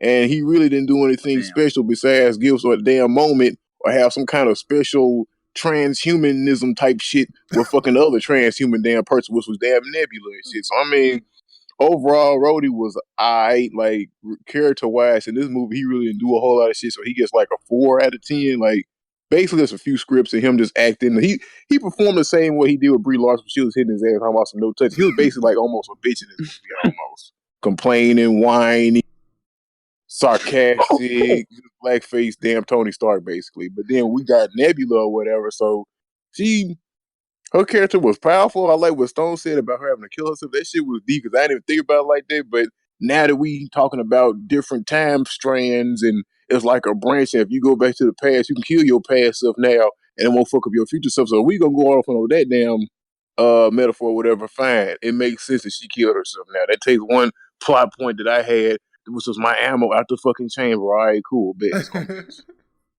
Yeah, that makes. I didn't think of it that way. They did say that in the movie, right? That it creates a different strand, different. I guess a different reality. I guess they did. They did say that. They did say that. Okay. Hold up. We gotta address some shit. Just the amount of I hate when these damn niggas, man. I swear to God. I hate when these niggas be like, "Oh yeah, diversity for diversity's sake." Nigga, eat a whole piece. I hate that shit. I hate that shit, man. Like, so what was your favorite part of Rhodey? What did Rhodey do? Nigga, stop. These niggas are established Avengers. The only difference between them and every other character there is that they're black. And you're like, let's include these characters that have historically been Avengers just because we go get some niggas in this bitch. No, there's 2 of them. There's 2 black people besides Black Panther. What did they do in this movie? And Rhodey been there before a lot of other characters. He's been there for He saved 2 niggas live. Hold on. What does that have to do with diversity for diversity's sake? Like the closest tertiary, the closest to being an original Avenger around that time, right? Yeah. Would be War Machine. He wasn't a member of the team at the time, but he was War Machine within phase 1. Yeah. You know what I'm saying? That's why he was still around. It was mainly phase 1. And Falcon was poofed away. He only came back once they snapped everyone back. I don't know. Yeah, Bucky's ass was there just for diversity's sake too. Just to be that damn grizzly bitch. So I mean, hey, it works both ways. He's a white man. What are we talking about, man? Y'all sure he's a white man. Don't make me dig up a fan that he's something else. Yo, can we talk about the big dogs, man? Can we talk about Cap and Iron Man? Well, we not there yet. We not there. Calm your ass. Who did talk about Nebula? Who did talk about them 2 characters? Wait, can y'all hear me? I'm driving. Yeah, we can hear you a little bit. Go ahead, Josh. How you feel about Nebula and Rhodey? Rhodey was I agree. Rhodey was the character to be there for the audience, but you need that character in every story. You need that character because those questions are gonna come up. So he's there to shut that shit up. He did his part. Nebula was fucking great. I was surprised how prominent she was in that fucking movie, dog. I was really surprised. She played a great ass part, and the whole thing with her killing her old self and shit, that shit was crazy. She's probably top 5 character in the movie. She was extremely good. Even that part where she was with Tony Stark in the beginning of the movie where they were playing, the paper football shit. You could slowly see her take her shield down. She was moving Tony and stuff. You watch the first Guardians of the Galaxy movie, you see how she is. Then you go to her talking to Rhodey watch out, there's an idiot in the yard talking about Ant-Man. You would never what the fuck? I never thought this would have happened. She would never be making jokes like that earlier. Yeah. You know what? This might sound crazy, but I'm hoping by the time we see her next time, she might smile. This shit might be crazy, bro. She did smile this shit. Yeah, you're right. Don't tell Captain Marvel to smile though, Mo. Nigga, she smiled throughout the whole movie, though. What are we talking about? Nigga, no, man. I'm talking about controversy. They told this bitch to smile. You numbnut. She watched Captain Marvel. Yeah, I know. You hate us. You hate us having a circle joke, but the white boys having the circle joke over there. Oh my God, femininity. Blah, blah. No one ain't jerking off about femininity unless you want to be someone cowering behind a whole bunch of powerful bitches and they chucking you and throwing your ass and smashing your ass. I mean, be my guest. What the fuck? Anyway, What the hell are we talking about? all right, wait. So I got lost for a second. hold on. Did everybody go on Rhodey and Nebula? Everybody? I ain't go yet. Hey, go ahead. Yeah. I feel as if Nebula was the top 3 most important characters of the movie. Absolutely. And simply because that whole invasion of Thanos would not have happened if the established link between minds that was presented in Ant-Man and the Wasp didn't happen between her and her past self. So that whole plan would have went off without a hitch, except for the parts where they lost the Space Stone and shit. But other than that, that whole plan would have went off perfectly if that whole mental link did not happen. Wait, so hold up. I haven't seen Ant-Man and the Wasp yet. Did that? So that was that? Yeah, I only saw that movie once. I forgot about that. Yeah, I saw that movie. I don't remember all that. In the movie, Scott Lang and homegirl or this nigga's wife, they shared a mental link in that movie. Oh, they did. Oh, she was speaking through him because she was trapped in the quantum realm, and they all went into the quantum realm. And she said, if you get stuck in a time vortex XYZ, this will happen, right? So, but before all that, they were sharing a mental link, and that's the only reason why they were able to find her. So what the absolute fuck? People are thinking like, oh, that shit was off the cuff, that shit was random, and they ain't have nobody else. It was established in Ant-Man and the Wasp. I forgot all about that. Yeah, they did. It was previously established. There was a whole precedent. But here's the thing. A lot of people that are saying that are exposing themselves as not seeing that film. So yeah, a lot of people didn't see that film, and I mean that's their fault. But hold on. She was stuck in the quantum realm, though. I'm gonna just ask. Wait. Hold on. Even if you don't even want to look at it from the quantum realm perspective, you have to look at it as Nebula is primarily cybernetic, and her mind is on like a computer mainframe, right? So if you have two people on the same network, they're going to be able to look at the same things and the same files and the same programs and whatnot, right? So if she's in the same universe as herself, on the same network as herself, she's going to have the same memories, the same access file, all that same shit that she has in her memory, just because she's basically a fucking computer. Also, this has nothing to do with anything, but like that way the Nebula was walking when she got to that Avengers base was a little sexy, man. I can't lie. That shit was I fuck with it. All right, so we moving on to the next characters here. Let me see what I got. Who I got next, man? We got Hawkeye's a good pick. Hawkeye's a strong pick. We got some lesser characters here. We got Ant-Man and Mark Ruffalo. We'll talk about them two together. All right.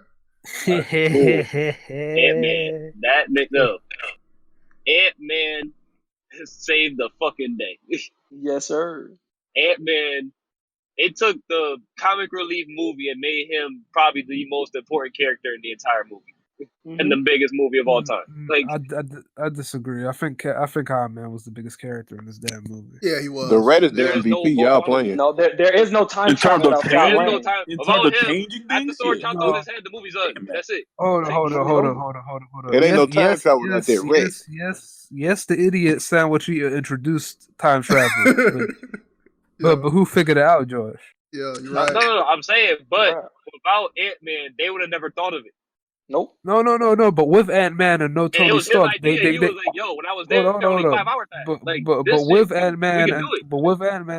Ant-Man and no Tony Stark, the information is quite literally useless. There was no mind left on Earth, including Bruce Banners, that could feasibly like figure out time travel. Besides Tony. The whole point is introducing the idea. If Ant-Man never introduced the idea, that nigga would never been there. Back. They'd have never thought about it. They went on with their normal lives.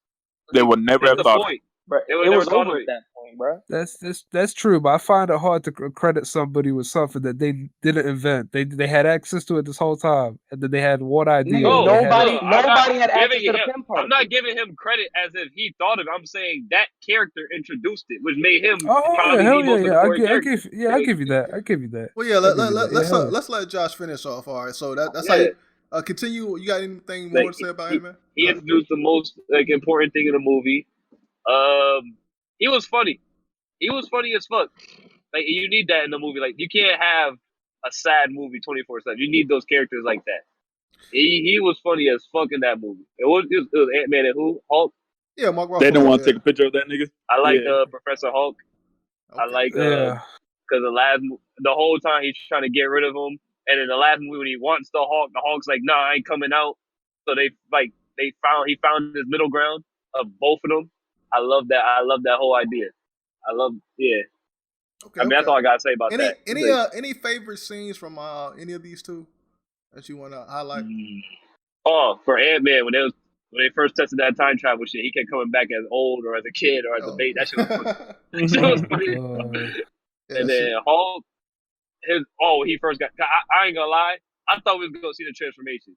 When we first got, he said we need a bigger brain. He said I'm just chilling in a diner with Hulk. I was like, what the fuck? Yo, I knew we was gonna get it, but I thought we was gonna see how he got it. I know we was gonna introduce him. That shit killed me when I saw that. That shit had me dead. Yo. All right, Mo, it's on you, man. How you feel about these two characters, man? It's in that scene too. We're like, hey, you want to take a picture with Ant? Oh my god, I That love shit this. was so. Like here's the thing, man. Let me just say this as a general thing, because these two characters were the biggest comedic relief, in my opinion, in this movie. So I guess it's the best time to mention the jokes and stuff. I usually hate Marvel's sense of humor. I find the shit funny for 5 seconds, then I realize it's still in the movie by the 5th time I watch it. And like, this joke has not been funny since the first time I heard it. Shit trash. But okay. But this shit is hilarious, man. This shit is funny as hell. And I think the thing that like I never got used to was the Hulk has never really looked like Mark Ruffalo. You know what I mean? Like Mark Ruffalo turns into the Hulk, but like it's always looked like somebody a little different.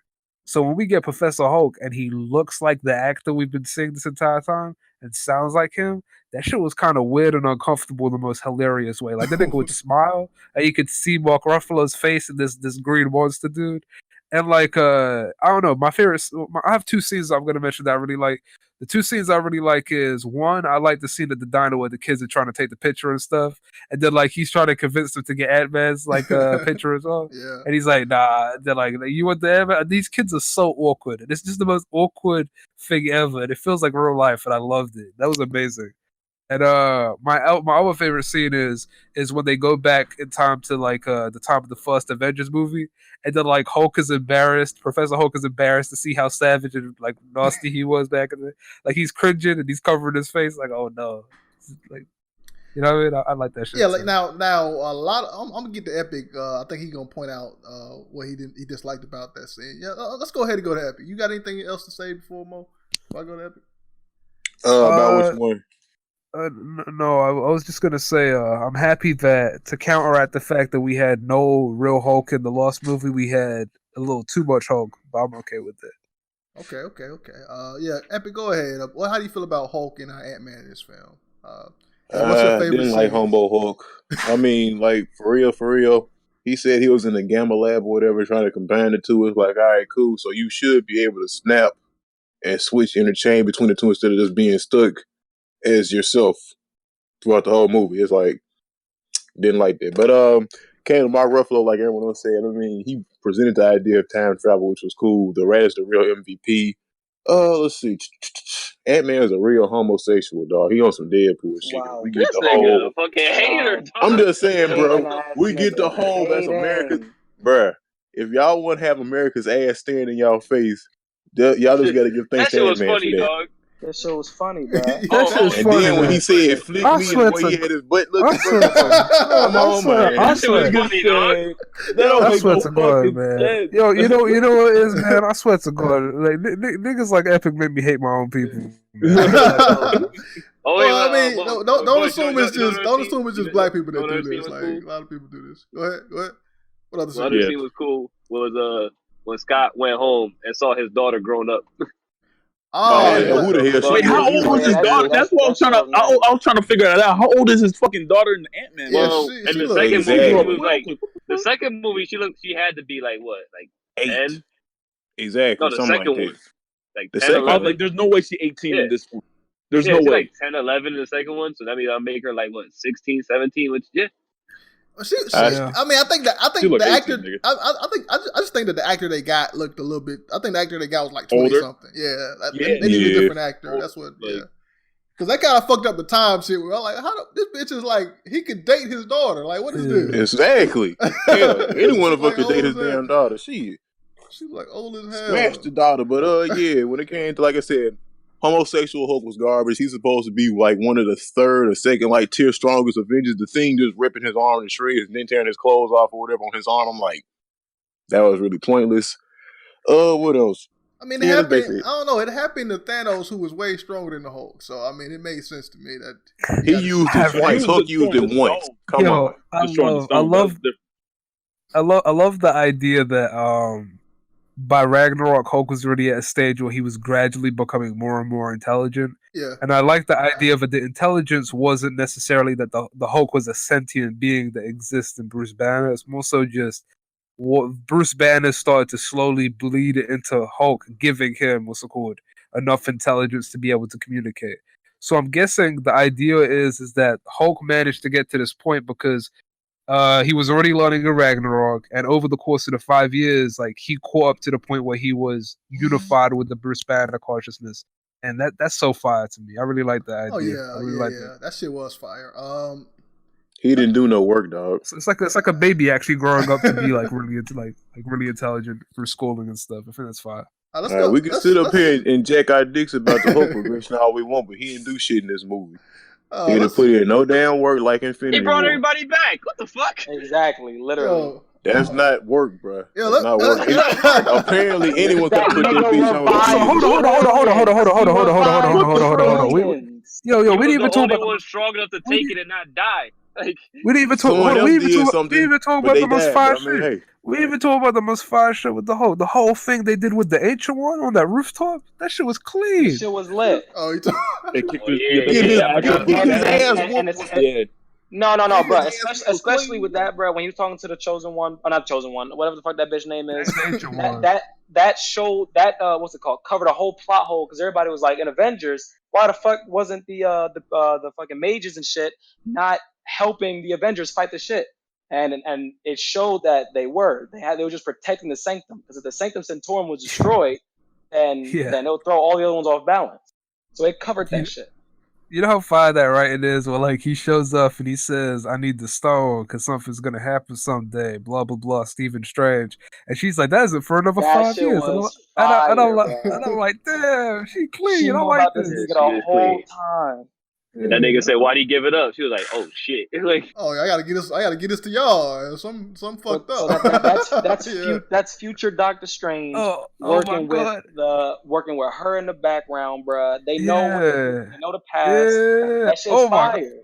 I love that shit because these Sorcerer Supremes are on a whole different level, man. They don't even look at the universe the same way we do. And I love that, like, even though Doctor Strange had like basically no role in this movie, right? He still had a presence, you know what I mean? I'm like, that's so dope. Like this, they really do just exist on a different plane of consciousness and awareness to us. Like that shit is fire. Yeah, that shit is fire.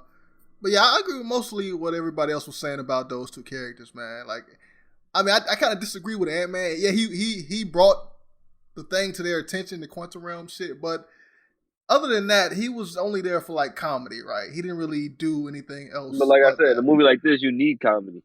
You don't want to be sad all the time. But they had too much damn comedy, dog. No, my whole thing is like he wasn't the only one doing comedy. I disagree for the first time ever. I disagree for the first time ever. Yeah, but he wasn't the only one doing comedy. Everybody was doing comedy. Thor, everybody was doing comedy. I always fight what's it called, Marvel humor. This shit is hilarious. This is like really good stuff.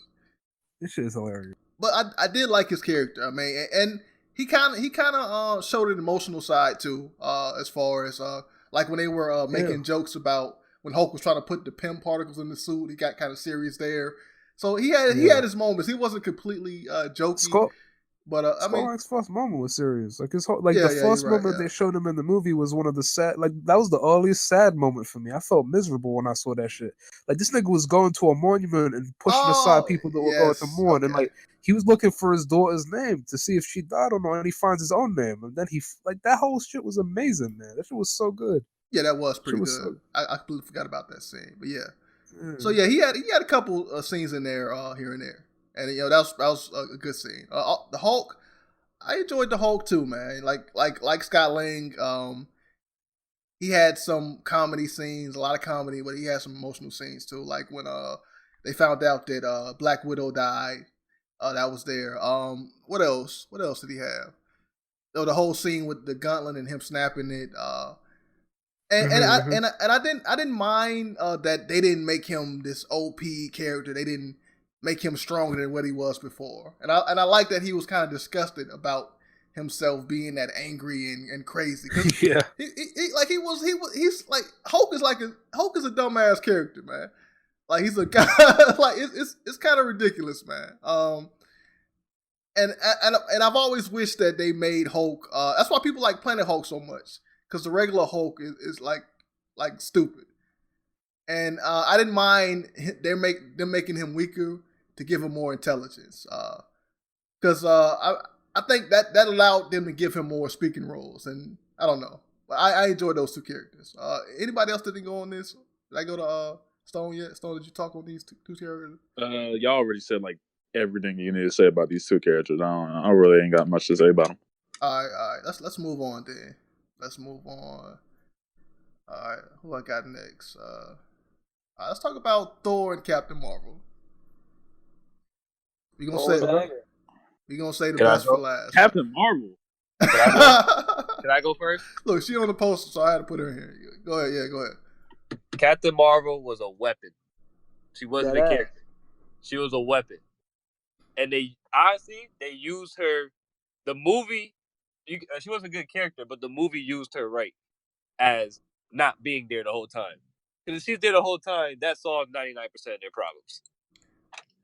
Yeah. Okay. Because even the end fight, Thanos got the fucking gauntlet on and she's still whooping this nigga ass. Like, this bitch is strong as shit. Oh, wait, hold on. That nigga Thanos gave her the work when he popped He was beating him, then that nigga pulled one of the gems off and hit her with it. That's the only reason he got her wrong. And she got incapacitated the rest of the fight. Because she got hit with a fucking stone, nigga, that's why. Yeah, but he banked her shit with all 6 Infinity Stones. Listen, I'm not 6. Listen. Yeah, all 6. What I'm saying is, she OP as shit. And they did the right thing by just having her in the beginning and having her at the end. That's the correct thing to do in a movie like this. And I think they gave a very valid excuse. There's all these other planets she has to watch over. She's kind of like a Green Lantern, kind of. Yeah, Not just Earth, there's a bunch of other planets. Yeah, you're right about that. Yeah, I didn't even think about that. She is kind of like the Green Lantern of this universe. Yeah. So it's like, it makes sense for her not to be there. And like, everything that happened on Earth happened on every other planet in the fucking universe. They need somebody there. So it makes sense for her to do that. Now, Thor. When I first saw it, all right, he aimed for that shit was funny, by the way. When he cut off Thanos' head randomly. Like, what'd you do? I went for the head. That shit had me dead. But then you see like the way like he dealt with, like, he really thought like that was his fault. Like, he really thinks like that whole shit that happened, half humanity's gone because of him.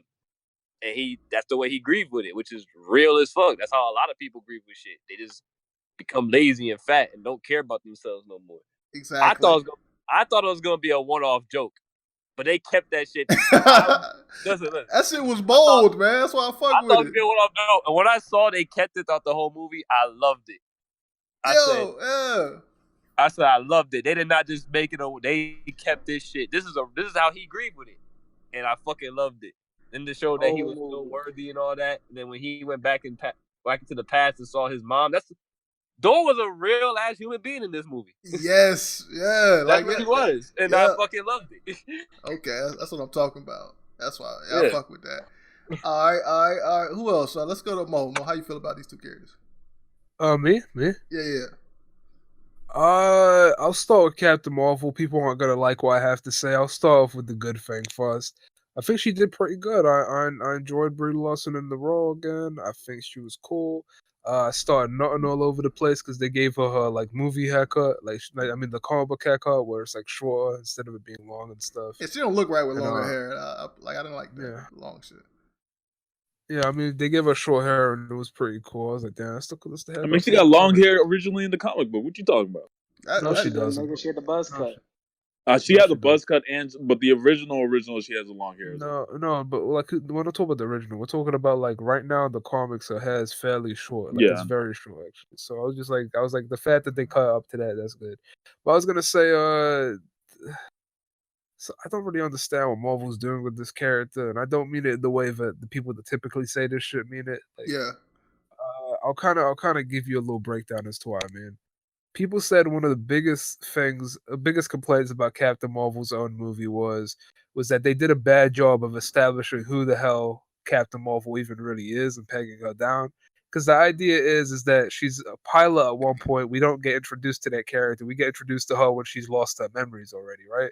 Yeah. So we learn of this character that's lost all of her memories. She's not exactly rebellious. She's kind of this person that's following the rules but asks too many questions to the disdain of the Kree army.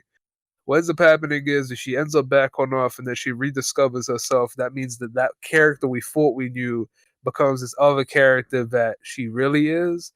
And then that leads to confusion because you don't know who these two characters are. And then she kind of becomes an amalgam of that by the end of the movie. And then she leaves for space for like over like a decade, I believe.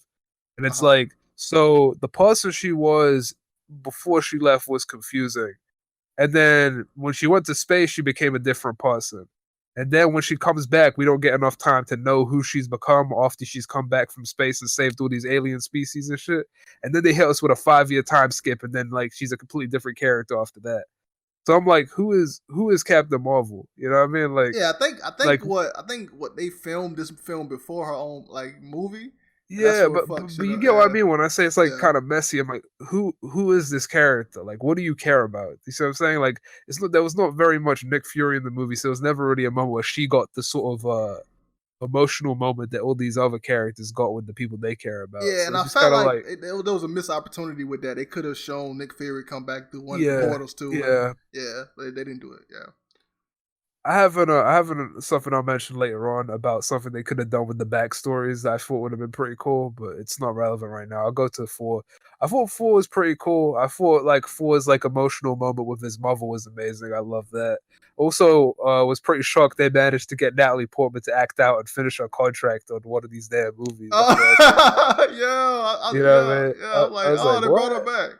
That surprised me. That was one of the most surprising things of the film. Like, how did she come Yeah. I also I loved it, dude. I love all this stuff. I think Josh already covered the whole depression thing or whatever. But the thing I appreciate about 4 is that 4 somehow has become such a solid character. He's gone through probably the most linear journey in the MCU so far.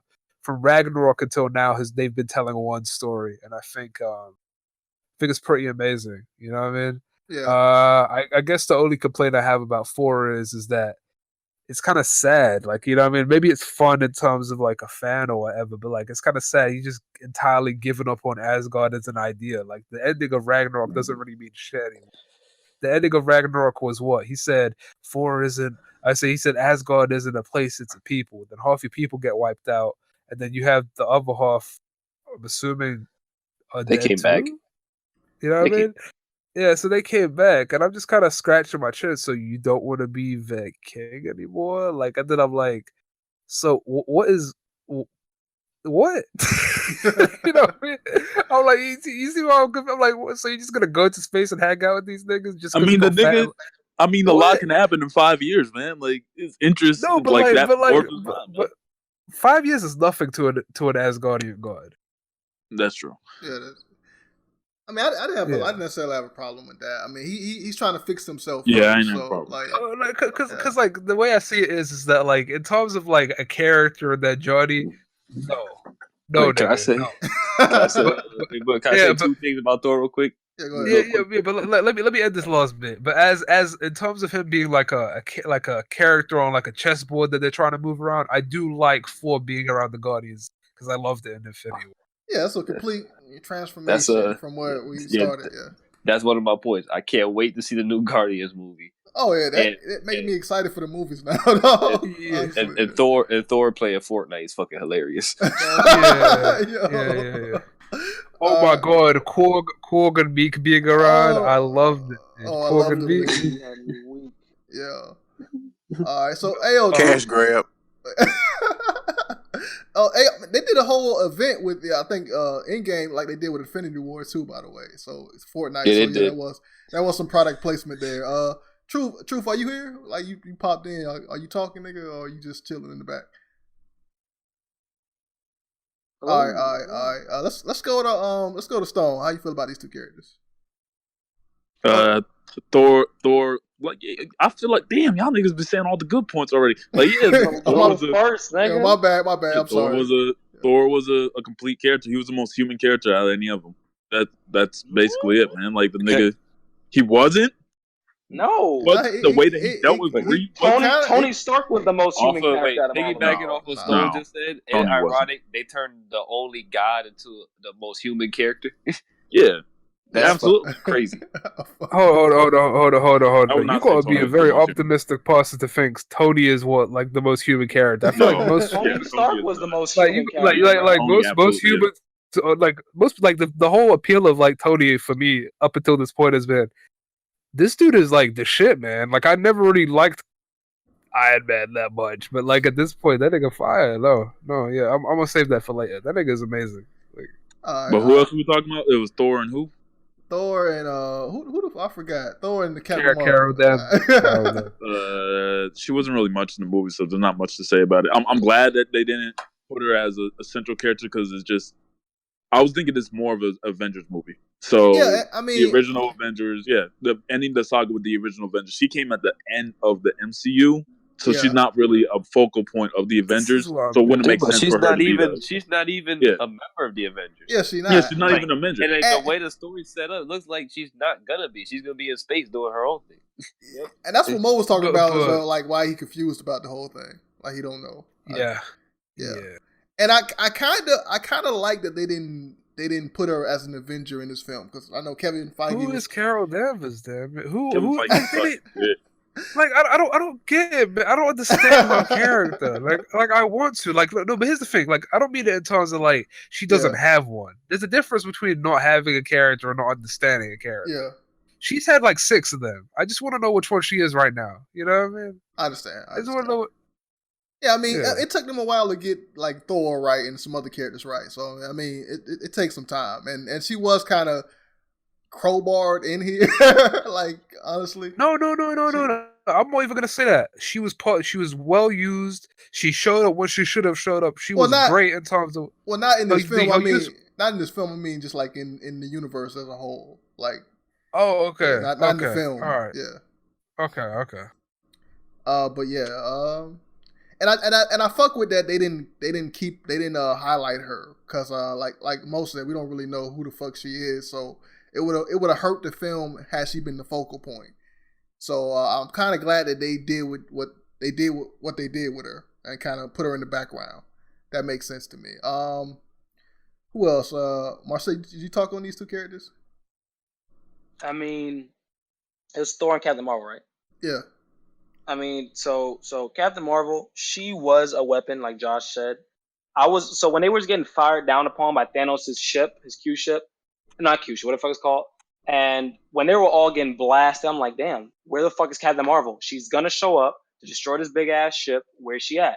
And then, right, when I said that, she pulled up, destroyed the ship. I was like, I bet.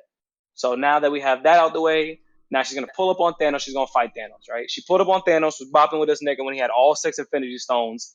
The only stone I was ever to put her down is the source of power itself, the goddamn Power Stone that she took to the chin, and her character overall is I don't want to say a plot device, but it's more so to be used as, all right, we need the strongest nigga to help us get out of these sticky situations.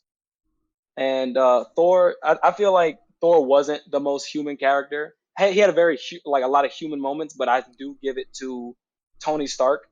And we'll talk about that when we get to him. But like Thor was a treat this movie, bro. Thor really was a treat. Yeah, well, speaking to it, what'd you say? I mean, did she fight Thanos with all the stones in this? Yeah, he got the whole fucking gauntlet. Yes, whole thing. He had the whole gauntlet. You was trading blows with him. Like, God damn, it's been strong. I was thinking that he didn't have it on fully or like. No, he had it on. Yo, and he was getting fucked up. Like he wasn't even having a chance. Like he tried to headbutt her. But before that, bro, we have to look. This nigga has been fighting these niggas for a good, I say, 15 minutes. He tired. But Marcel, yo, it's the fact that the person with the absolute power. Thanos was already considered the most powerful being in the universe before he had the gauntlet. And if he didn't have that gauntlet, she would have killed him in like a second. Oh yeah. Yo, yeah. All right, because I was thinking like Scarlet Witch was fucking that nigga up like too. But let's go to Epic. Epic, how you feel about these two characters? About Thor and Captain Marvel, Miss Marvel. Wait, hold on. Marcel, did you talk about Thor yet? I don't think you did. I'm just saying, like, Thor was a treat, bro. That whole movie, Thor's talking to his mom, and he wanted to tell her that you're gonna die, but he couldn't do it. And his mom was just like, whatever happens, I'm gonna take it. I was raised by witches, so I know what's up. So, I mean, his mom still died and everything, and just him not wanting to talk to Jane. Like, Thor had a lot of great moments in this movie. Like, I feel like Thor was the most important characters, or one of the like top 3 most important characters in Infinity War and this movie. Yeah. They focus on that nigga a lot.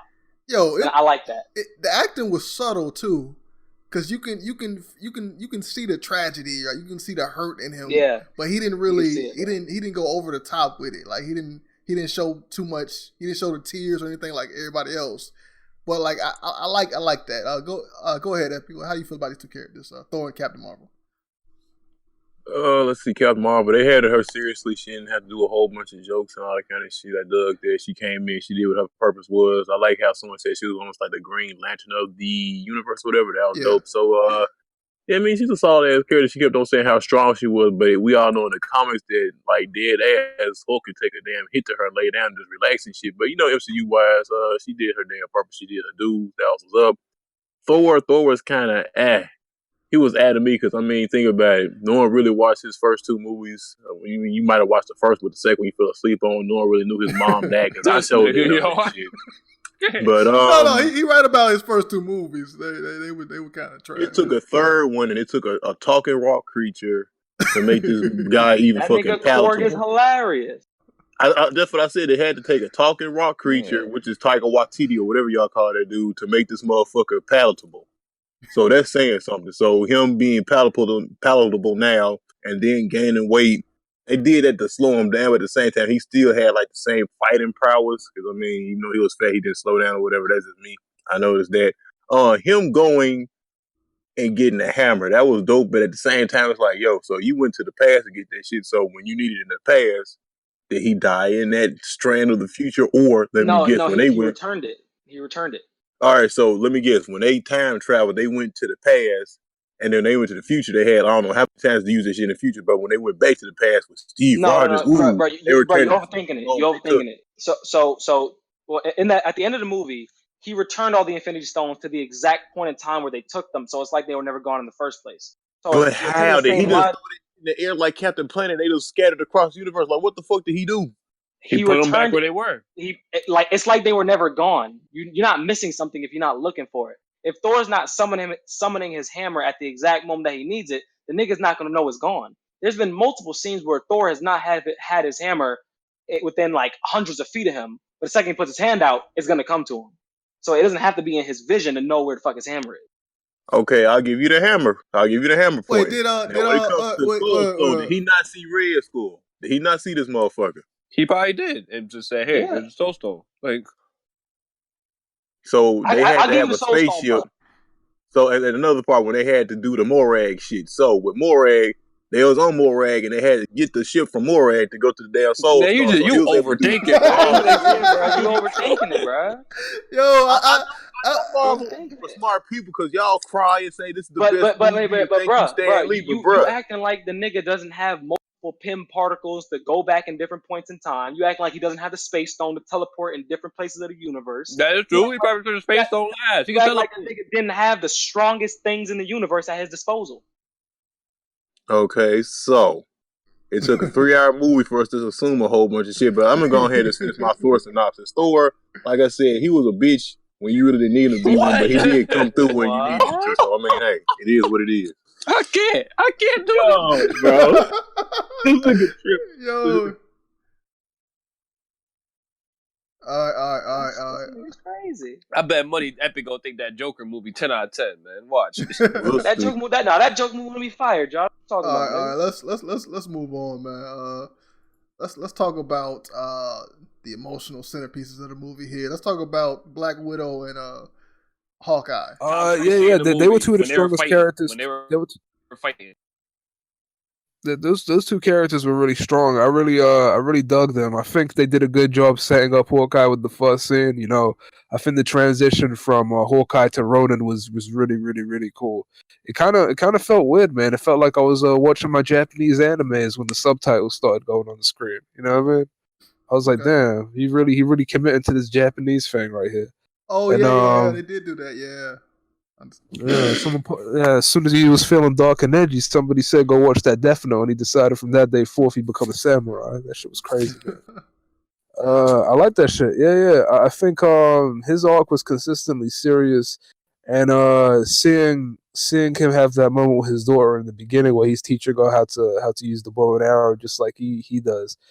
That kind of just sets you up for what's coming. It's like this man's obviously spent time with his family, as much time as he can spend with his family. Now that he doesn't really have Avengers duties anymore, because that was kind of his whole emotional thing before. It was like, oh, I'd rather just do this to a point where I never have to do this again. You know what I mean? And he got there and it was taken away from him. And I like that. I'll go to the Black Widow thing. I like that Black Widow is growing into her own character, and I think this is gonna kind of leak into the Black Widow movie they announced. So her death at the end of this movie doesn't really mean anything because there's already a movie that either is a backstory movie or is just playing into her inevitably coming back. Maybe in one of those Disney Plus shows. Maybe not. Who knows? She dead as fuck. All right. Yeah. All right, let's go ahead, Josh, since you were already talking about it. Yeah. That team, when they were fighting over who's going to sacrifice himself, that's top 3 scene in the movie. Okay. That shit was fucking fantastic. I like the fight. I like the scene. I think the transition from them talking normal to the fight was a little bit awkward, though. I mean, that's what they are. They spies. They attack randomly. Okay, I thought you meant like that awkward. That's who they are. I was like, okay. No, it didn't feel awkward to me. No. I think them fighting wasn't awkward, and I think them talking wasn't awkward. But them shifting from talking to fighting the way they were, that was awkward to me. Because I mean, bro, they you got to think about too. They're best friends. Like, yeah, like how many times you just randomly start roasting your best friend? Like, but then you start rolling around on the ground. That don't make no damn sense. When you're fighting, yeah. But that's what I'm saying. The fight made sense, but then transition from to. Anyways, the Black Widow movie will be a prequel. She's not coming back. Yeah, she's dead as fuck. She's dead as fuck. She's not. She's dead as fuck. She is the Soul Stone. She dead as fuck. Yeah. She's that's gonna be the Hawkeye. If they brought Gamora, hey, basically, shut the fuck up. No, she's not coming back. No, they'll bring her back. They'll bring. I'll tell you what, they'll bring her back. They'll bring her back. Killing Black Widow is just random. That shit ain't even dope. Like that shit random. Like what the fuck? They can use another possibility and bring her back. Gamora's not coming back, bro. Gamora is back. You mean nigga? She is back. Before you told her, she is back. The original Gamora is not back. The new who give a fuck? Nigga, who give a shit? Yeah, the new what? That's a whole different character. That's a whole different character. Hey yo, they did kind of fix that because I did not like the new Gamora. I like the old Gamora better, the one that can fight. So, like, they did fix that a little bit. I like that. The Hawkeye TV show is coming out, which I don't think it's gonna be about him training his daughter. I think it's gonna be about him training somebody else so he could spend time with his family. They already confirmed this about his daughter, man. It is? Yeah, they confirmed that they confirmed that it's about. But like, damn, I think it'll make more sense if it was somebody else. Women power. Which, I mean, that whole woman scene in the movie, bro, that shit was hard. But I know you would like Hawkeye and Black Widow. They were like, they're the two regular people of the group. They've been that the entire time. They were like it's crazy that one of them two had to make the sacrifice for everyone else to come back. I think it taught us all a lesson, man. You can have a platonic relationship with an extremely attractive white woman. Oh, stop it! Hawkeye did it. Yo. Then when Hawkeye went crazy, I mean, that all made sense to me. I love this. Hawkeye been the man since Age of Ultron. I don't care what nobody says. Not even just that. I think he's been that nigga since. I actually think Hawkeye has never been trashed. Like that's the thing that I realized. I was like, I remember watching him in this, and I'm like, how could anyone ever think Hawkeye was lame? Like this guy, like No, he never was trash. I'm just saying he was that nigga since Age of Ultron. oh yeah, I agree. But like people used to say he was trash, and I'm like, no, he wasn't. Like, Yeah, pretty much most of a lot of the shit I thought about them already. All right, But anybody they got? were- I'm sorry. No, go ahead. Hawkeye top 5. I'm gonna be in my top 5 characters. I already got Hawkeye's in there too. Can I say something? Yeah, go ahead. I'm sorry, Stone. I'll be honest, I ain't really give a fuck about Black Widow dying. Oh, you one of those? Not even hate one it. of Just them. I've never had like she's a cool character, cool and all, but there's no these emotional niggas are weight. not about to do a flashback movie. She ain't dead, niggas. They're bringing her back. Bruh, she's dead as fuck. She's not. she's yeah, a prequel. There's a If Black they Widow. realize she's a What nigga, are you even Mo, on you about? trying to They're put not money on gonna it? make a. Mo, you trying to make another bet? I don't want to. Man, stick to the clown bet, nigga. We doing that one for us. You want to make another bet? Gamora's not coming back. Heimdall, half of the Asgardians, anyone who Thanos killed personally, they not coming back. You cannot. Loki coming back. No, he's not. That nigga's He dead. escaped in one dimension. Ooh. It's not a dimension, nigga. It's literally it's the past. What are you talking about? He's gonna come back. I don't know, man. I think Ultron coming back, low key. Bro, Vision is dead. Vision's dead. Gamora's dead. How is he dead? And the stone still exists. It's not destroyed. No, stop. There's a show called WandaVision coming out. Oh, that's what I'm saying. Yeah, they both like, and a show called Loki. Like, the only reason why Vision can come back is he's basically a fucking like Shuri downloaded this nigga. That's what I think. And with Loki, it's gonna be about the past Loki got the Tesseract. It's not gonna be about the Loki that in our time. That nigga dead. The past. That nigga's dead as shit. Oh yeah, they already confirmed. They already confirmed the Loki show is gonna be about Loki while he was still alive, reminiscing about when he was a kid. So. Oh yeah, there we go. That's boring. I mean, I thought No, better. have you ever watched TV? I thought Most of it's boring. I mean, I thought Better Call Saul was gonna be boring, but that shit fire. That shit better than Breaking Bad to me. So that's that. But yeah, I mean, kick this nigga. Said that stupid shit. Anybody gonna let that? But yeah, though, I like Black Widow in this film. They gonna kill you in the comments for that. But I felt like they did Black Widow dirty, like overall in the MCU, right? Because I mean, because she's shown in this film that she can kind of carry her own film. Like she was emotional in this film. She was acting. The acting was pretty good. And I felt like they didn't necessarily have to, like these other superhero women, like they brought them in and over top of her. And I felt like that was kind of fucked up. Like she should have got her own film. And I think this film proved it. She had one of the strongest performances I've seen her have in a movie in this film right here. Yeah. Her film was Winter Soldier, nigga. Yeah, also the Russos bring the best out in Black Widow. I feel like they understand that character better than anybody, especially Joss Whedon. Joss Whedon was terrible with Black Widow, in my opinion. Yeah, like these Russo brothers do a great job with her. Like she had a substantial role in Winter Soldier. She was great in Civil War. She's fantastic in these movies. And I don't know. I think there's some really good groundwork for a solo movie, regardless what capacity it is, whether it's a flashback movie like some of these niggas think it is, or it's something else, man. All right. Anybody got anything else to say about these two characters before we move on to the big characters here? Who the characters we were talking about? Yeah, we're talking about Hawkeye and fucking Black Widow, though. Frank, can we just get to the niggas, man? Yeah, that's what I'm saying. Like no one really cared about. Wait. So Mo, you just called Captain America nigga? I mean, I can call him a nigga. He can't call me. He can't call me a nigga though.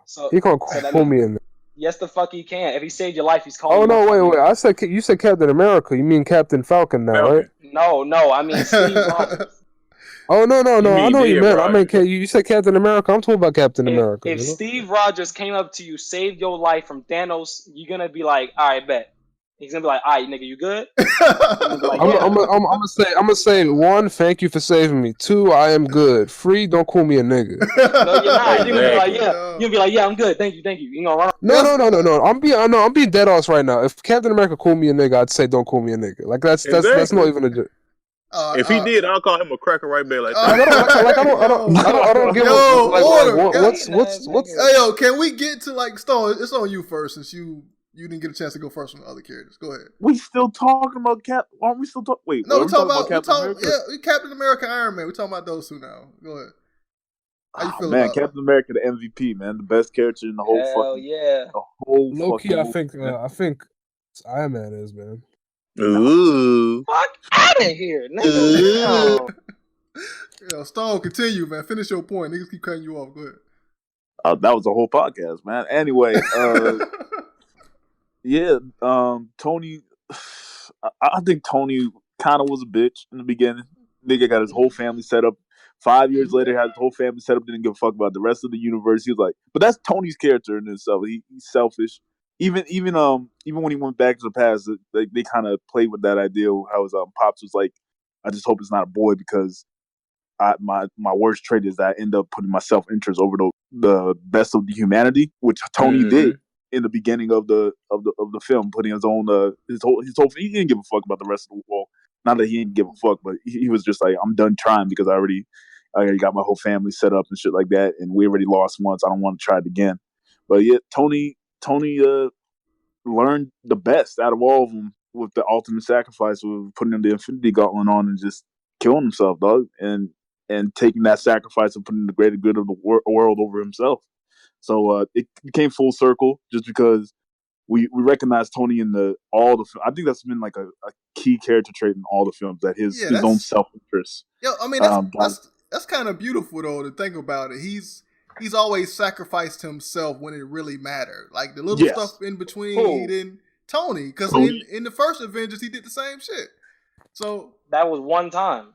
I'm saying when it matters, he does it.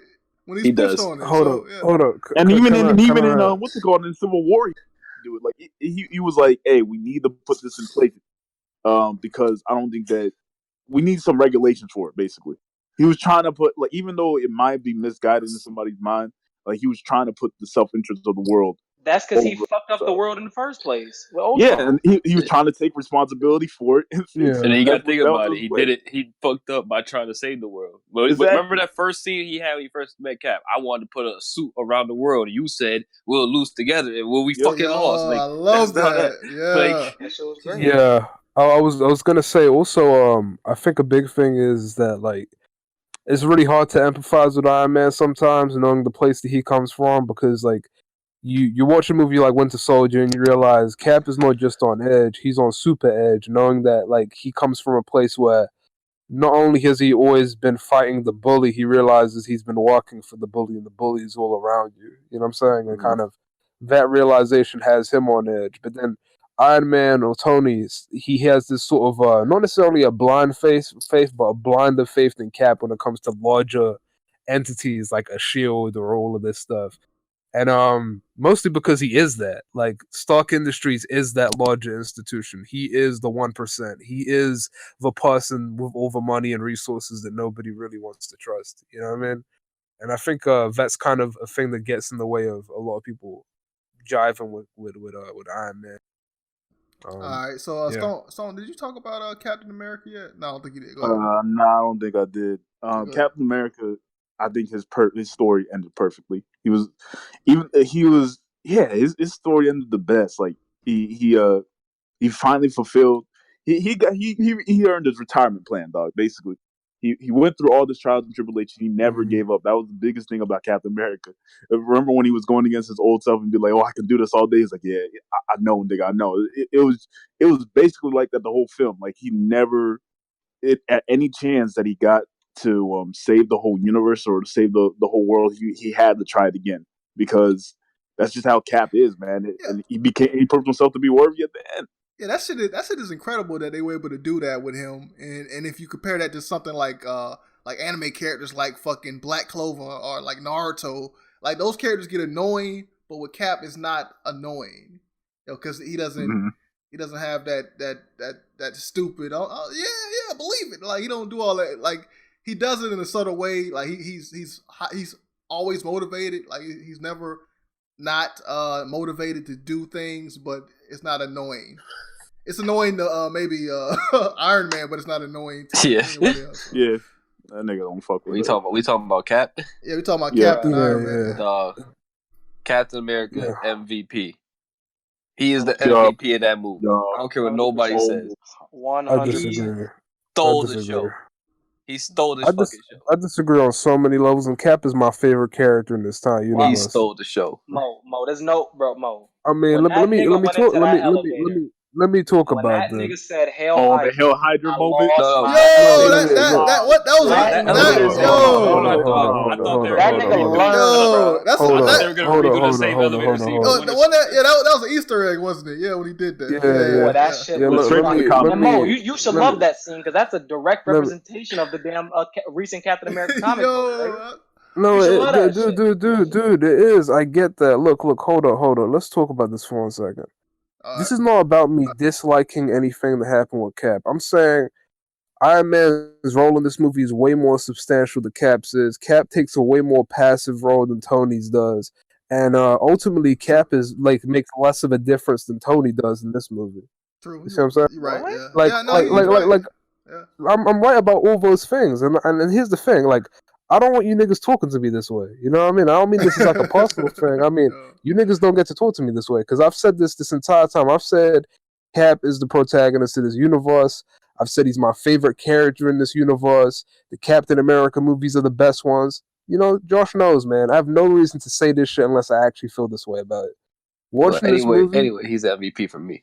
That nigga stole the show. He stole the fucking show.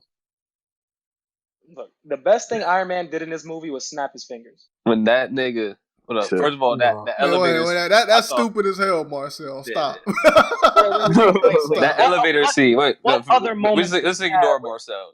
Ignore Marcel for that. Nigga, what? That what elevator other moment scene. do we have? With I Iron thought Man? they were redo the same elevator scene from Winter Soldier. I love the Hell Hydra shit. I love when he fought himself. I love everything Cap did was good. Like the scene when he stood up to Thanos at the end, it's just the whole army. He's just standing there by himself. Yeah, that shit was fantastic.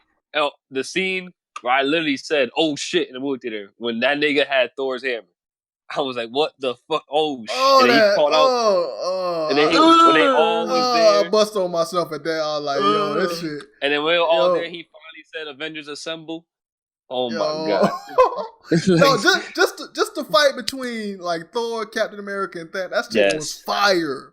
The making the hammer ricochet off the shield and bounce. Oh my god, yo! And then I love he was giving Thanos the work, boy. Like, what he got? He was beating Thanos' ass with the hammer, dog. I'm not even. Like he was using he used it for years, dog. Like he was throwing lightning. Exactly.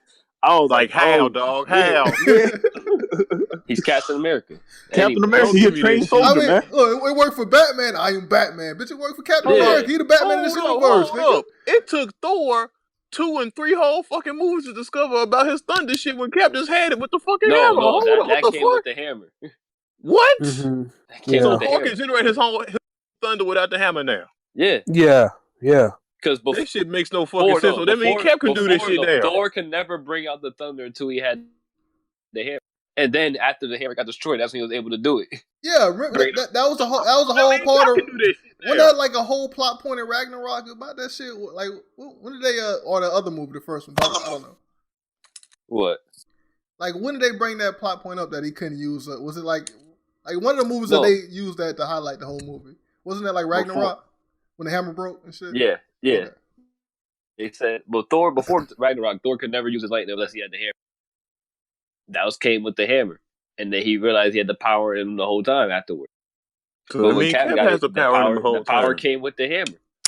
The hammer is not just a regular hammer. The hammer actually has. Yeah, Cap can only use lightning with the hammer, but Thor can use lightning without the hammer. Is what he's saying. The hammer's not a regular hammer. The hammer got power to it. Yeah, I don't see how you didn't know. That's what I told your ass earlier. Yeah, I was like, yo. But yeah. When he went back in time, they had so many little cues in there. Like when he steals the tails, you just hear a Falcon go on your left. I was like, oh shit. And then you had when he was talking to Bucky before he went back, he was like, don't do anything stupid while I'm gone. He took all the stupid with you. If you go back and watch the first Captain America movie, that's what he told Bucky before Bucky went to the war. Yo, yeah, Captain America has some great shit in there, though. Like, I mean, Like he Yeah, told like I'm about to die, man. I need to get my shirt off, or I'm gonna fall asleep, bro. oh, I'm sorry. Go ahead, Mom. I'm sorry. Go ahead. What else were you Yeah, gonna say? no. I was gonna say everything on every level worked for me in terms of Iron Man. I think his journey for the MCU has been amazing, and I think the way they decided to end it off was amazing too. I feel like yeah, that unending what's it called desire to still participate and being an Avenger, even though everything about the way he speaks is as if somebody that doesn't want to be there. You know what I mean? Yeah, Because he still does kind of live by that undying philosophy of we show up so we don't have to show up someday. You know what I mean? Like we do this thing so we don't need to keep doing this thing. You know, and he sticks to that to the end, but he knows he still has this compulsion to be a hero because he's a hero. You know, and I think for the most part, like Iron Man's pissed me off almost every time he's shown up in a movie. And it's funny because for the first time ever in an Avengers movie, he hasn't made me mad. Like he is the heart and soul of this movie for me, honestly. Like he's kind of the emotional through line. And everyone's talking about how amazing Cap is. Cap is fantastic, and Cap's ending is fantastic too. I loved it. But like you guys are talking about comedic moments, like oh yeah, the Hail Hydra moment. You should love that, Mo. Oh look, this scene, Mo. But like, there's entire sections where Cap ain't doing shit. There's entire scenes where like entire like sections of the movie where he's quiet and nothing matters. Like Iron Man is almost a linchpin for every single significant section of the movie. He's so important to this entire thing, and he's so important to the ending. And yeah, I just wanted to say that because I rarely have nice things to say about Iron Man. Let me get to Steve for a second. Steve is my boy. You know what I'm saying? So like, if we're talking about two, like out of the two characters this movie took, the Steve one hit me the most, and mostly because like this dude finally got what he always wanted. Because I kind of saw the parallels between that and Thanos. Because Thanos saw his journey come to an end and ultimately decided to retire. And I think that Cap deserves it in a way more substantial way than Thanos does. Where it's like he finally got to a place where he can call it quits and take a break and realize I can have the life I always deserved. And I think that's beautiful because Cap's been selfless this entire time, and Tony taught him the most important lesson ever, which was be selfish every now and then. You can have that family. I think that's such a beautiful lesson. all right. Now, And, since you about to go, I got a couple things I want to ask you before you get out of here. I'm gonna let you go to sleep. But what are your feelings on the future of the MCU and also this little rumbling of the SJW shit? We're gonna start with the future of the MCU. How do you feel about the future? all right, I Yeah, think all the that. future looks amazing, man. I think the future looks great. I mean, we were talking about before we started recording, but something that's really interesting is that I mean, half the people have just returned on the planet. That's like a crazy anomaly. You know what I'm saying? So not only on a sort of global scale does that phenomenon need to keep being mentioned and mentioned and mentioned. There's a plethora of new characters, ones that we've already had first installments for, like Spider-Man and Black Panther and Captain Marvel. But there's also other characters that they reportedly are making films about. Like they're doing the Shang-Chi movie, they're doing the Eternals movie, there's the Fantastic Four, the X-Men, all these other crazy projects they've got going. So Marvel is Marvel really impressed me. This is the final note I kind of want to end off on in terms of the characters and stuff. The thing that I came out of it shocked with about the movies is that how much integrity they have, man. You know what I'm saying? Like every single time we see these characters show up in these movies, I could never trust the studio to see these characters the way I do. For me, it's like, oh yeah, Cap is this dope character. He's from World War II. He's this wholesome dude. He believes in fighting the good fight, blah, blah, blah. But like the studio just sees that's $1 billion, that's $1 billion, that's $1 billion. And like when they killed Iron Man and Cap in this movie, they killed potentially billions of dollars by killing those two niggas. You know what I'm saying? Yeah. And the fact, and whenever you do something like that for the purpose of a story, I respect that shit. I'm just like, that's integrity right there. You killed two multi-billion-dollar franchises potentially. You know what I'm saying? Because the story called for it, and I respect that so fucking much. And yeah, that's my big takeaway from Endgame. You said the SJW shit too. Like, is Well, that thing you also? a lot of people, not a lot of people, but some people were complaining about the women getting together, Thor being fat and Hulk being weak, and also Sam being black and giving Captain America mantle to him. Like, how do you feel about people not liking that and claiming that this is that diversity shit that's fucking up there? I'm just gonna say you're a bunch of sad little men that are sad that you're little and you gotta grow the fuck up. You know what I'm saying? What's gonna end up happening is you're gonna look out your fucking window and realize that these movies are really just reflecting the world outside your window. And unless you live in the some super densely white area where like you never really get any real perspective on what everybody else is doing. I don't know what's going on. You know what I mean? Ultimately, I don't think these movies are for those people. Complain as much as you want. Okay. Captain Marvel proved one big thing, and it's that you can complain online as much as you want. The movie's still making $1 billion, bitch, nigga. It doesn't matter. All right, and I'll say one last thing in terms of the social justice thing. There was one moment in Infinity War I didn't like, but there was the one moment in this movie where they tried to do a similar thing, but I think it worked on every level. One thing I really didn't like in Infinity War was when they were splitting up different warriors to fight the children of Thanos. You know what I mean? Yeah. And then they were like, now we're going to have the girl fight. Black Widow's going to fight Proxima Midnight. And I'm like, that's a lame. Let her fight whoever the hell she wants. Why they going to separate the two women and be like, this is the women fight, right? That's lame. That's some lame shit to me. But then, like, in this movie, in Endgame, they had every female superhero character fight together at one point. I'm like, that's fire. I like this. This is dope. You know what I'm saying? Like, showcasing the fact that like Marvel does have a whole bunch of like established prominent female characters and they're doing dope shit. I like that. You know what I mean? Like that feels dope. But yeah, that's where I'm at. All right, man. I'm gonna let you get out of here, and we're gonna I guess we're gonna continue with everybody else here. Okay, I'll stay muted and listen to you guys. I kind of just want to say one last thing. When I came out of the theater, my boy was crying, and I felt like I was gonna vomit. Like this shit had such a visceral effect on me. Like I felt somebody was gonna cry. No. I honestly felt like I felt sick, dude. Like I felt like I was like, no, niggas. Like, and my boy was crying. This nigga was tearing the fuck out. Like, nigga, what are you doing? Yeah, like I remember my boy came out the theater and he said, "Oh, niggas died, man," and I'm like, "Yeah."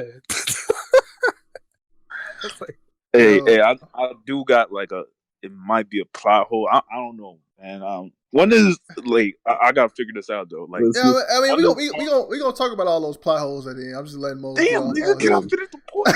I'm sorry. Go ahead. I'm sorry, nigga. Go ahead. For when does first of all, when does Far From Home take place? Do we know that yet? It's the first movie after this. Yeah, after it's the end of the phase. Yeah, I think it's the movie that's gonna be about everyone coming. Well, not be about it, but it's the first movie where everyone came back and how the Earth is adjusted. People came back. Everything's 5 years in the future. It's the epilogue. And they said it's gonna be the epilogue to this story. It's the rebuilding, right? Okay. Yeah. All right. So remember how in the movie, when Spider-Man came back, he was like, I thought I passed out, but Doctor Strange told me it was 5 years. So he's still the same age, right? He's still But the people that passed or the people that turned to the dust have not aged. Nope. No, yeah. So Peter in school is technically, so the people who haven't disappeared in the school should be older at this point, right? Yeah. No. So I know what you're gonna say. His boy disappeared too. But I'm thinking maybe his boy disappeared too. I don't know. But his word gets interesting. His word gets interesting. His word gets real interesting. He has new people that would be going to school because they didn't get faded away. They'd have aged 5 years and be the same age as him. So he have new class members, and he'd be the new class. That's why that scene was shot. Like you see him like sad, like looking around the hallway. He don't know nobody. Like, he doesn't know nobody. He looked and saw his boy, and that's what made that scene so great. Okay. Yo, I just realized some shit that has my mind. Oh no! You know what's fire? What? The fact that since there's a whole new class of people that like are around them and stuff, that means the people that weren't so cool with each other, like he was just getting to know Michelle. You know what I'm saying? Like that means that shit is even more intense because it's like we're one of few niggas that were like actually in our year. Like, You know what I'm saying? Like, and now we're back, and we're supposed to. That's like all that the main characters in this movie are gonna be close together because they're in a school full of people they don't know. Exactly. That's what I said. And also, here's the other crazy part. The thing that's gonna make Mysterio being a fraud mentor to Spider-Man even crazier is that what happened to his lost mentor? The nigga died. The nigga dead. Okay, I fuck with all of this. The feels. The feels. Oh shit. Okay. Yeah. Also, one last Spider-Man thing I wanted to say. I was so sure in those flashback scenes where they're going to different places in history. What's gonna happen is that they were gonna remind you of how much of a tearjerker losing Spider-Man was, and what was gonna happen is that maybe in, like, I don't know, Age of Ultron or whatever, they go back to Age of Ultron and Tony sees Peter after he's gotten the spider powers, and he shows up and sees the night Uncle Ben got killed, and then he realizes why Peter clings to him so much, or why he's looking for a male role model in his life. He lost somebody. You know what I mean? And I think that would have made his death at the end of the movie pretty fire too, because it would have been like, and you ended up dying too.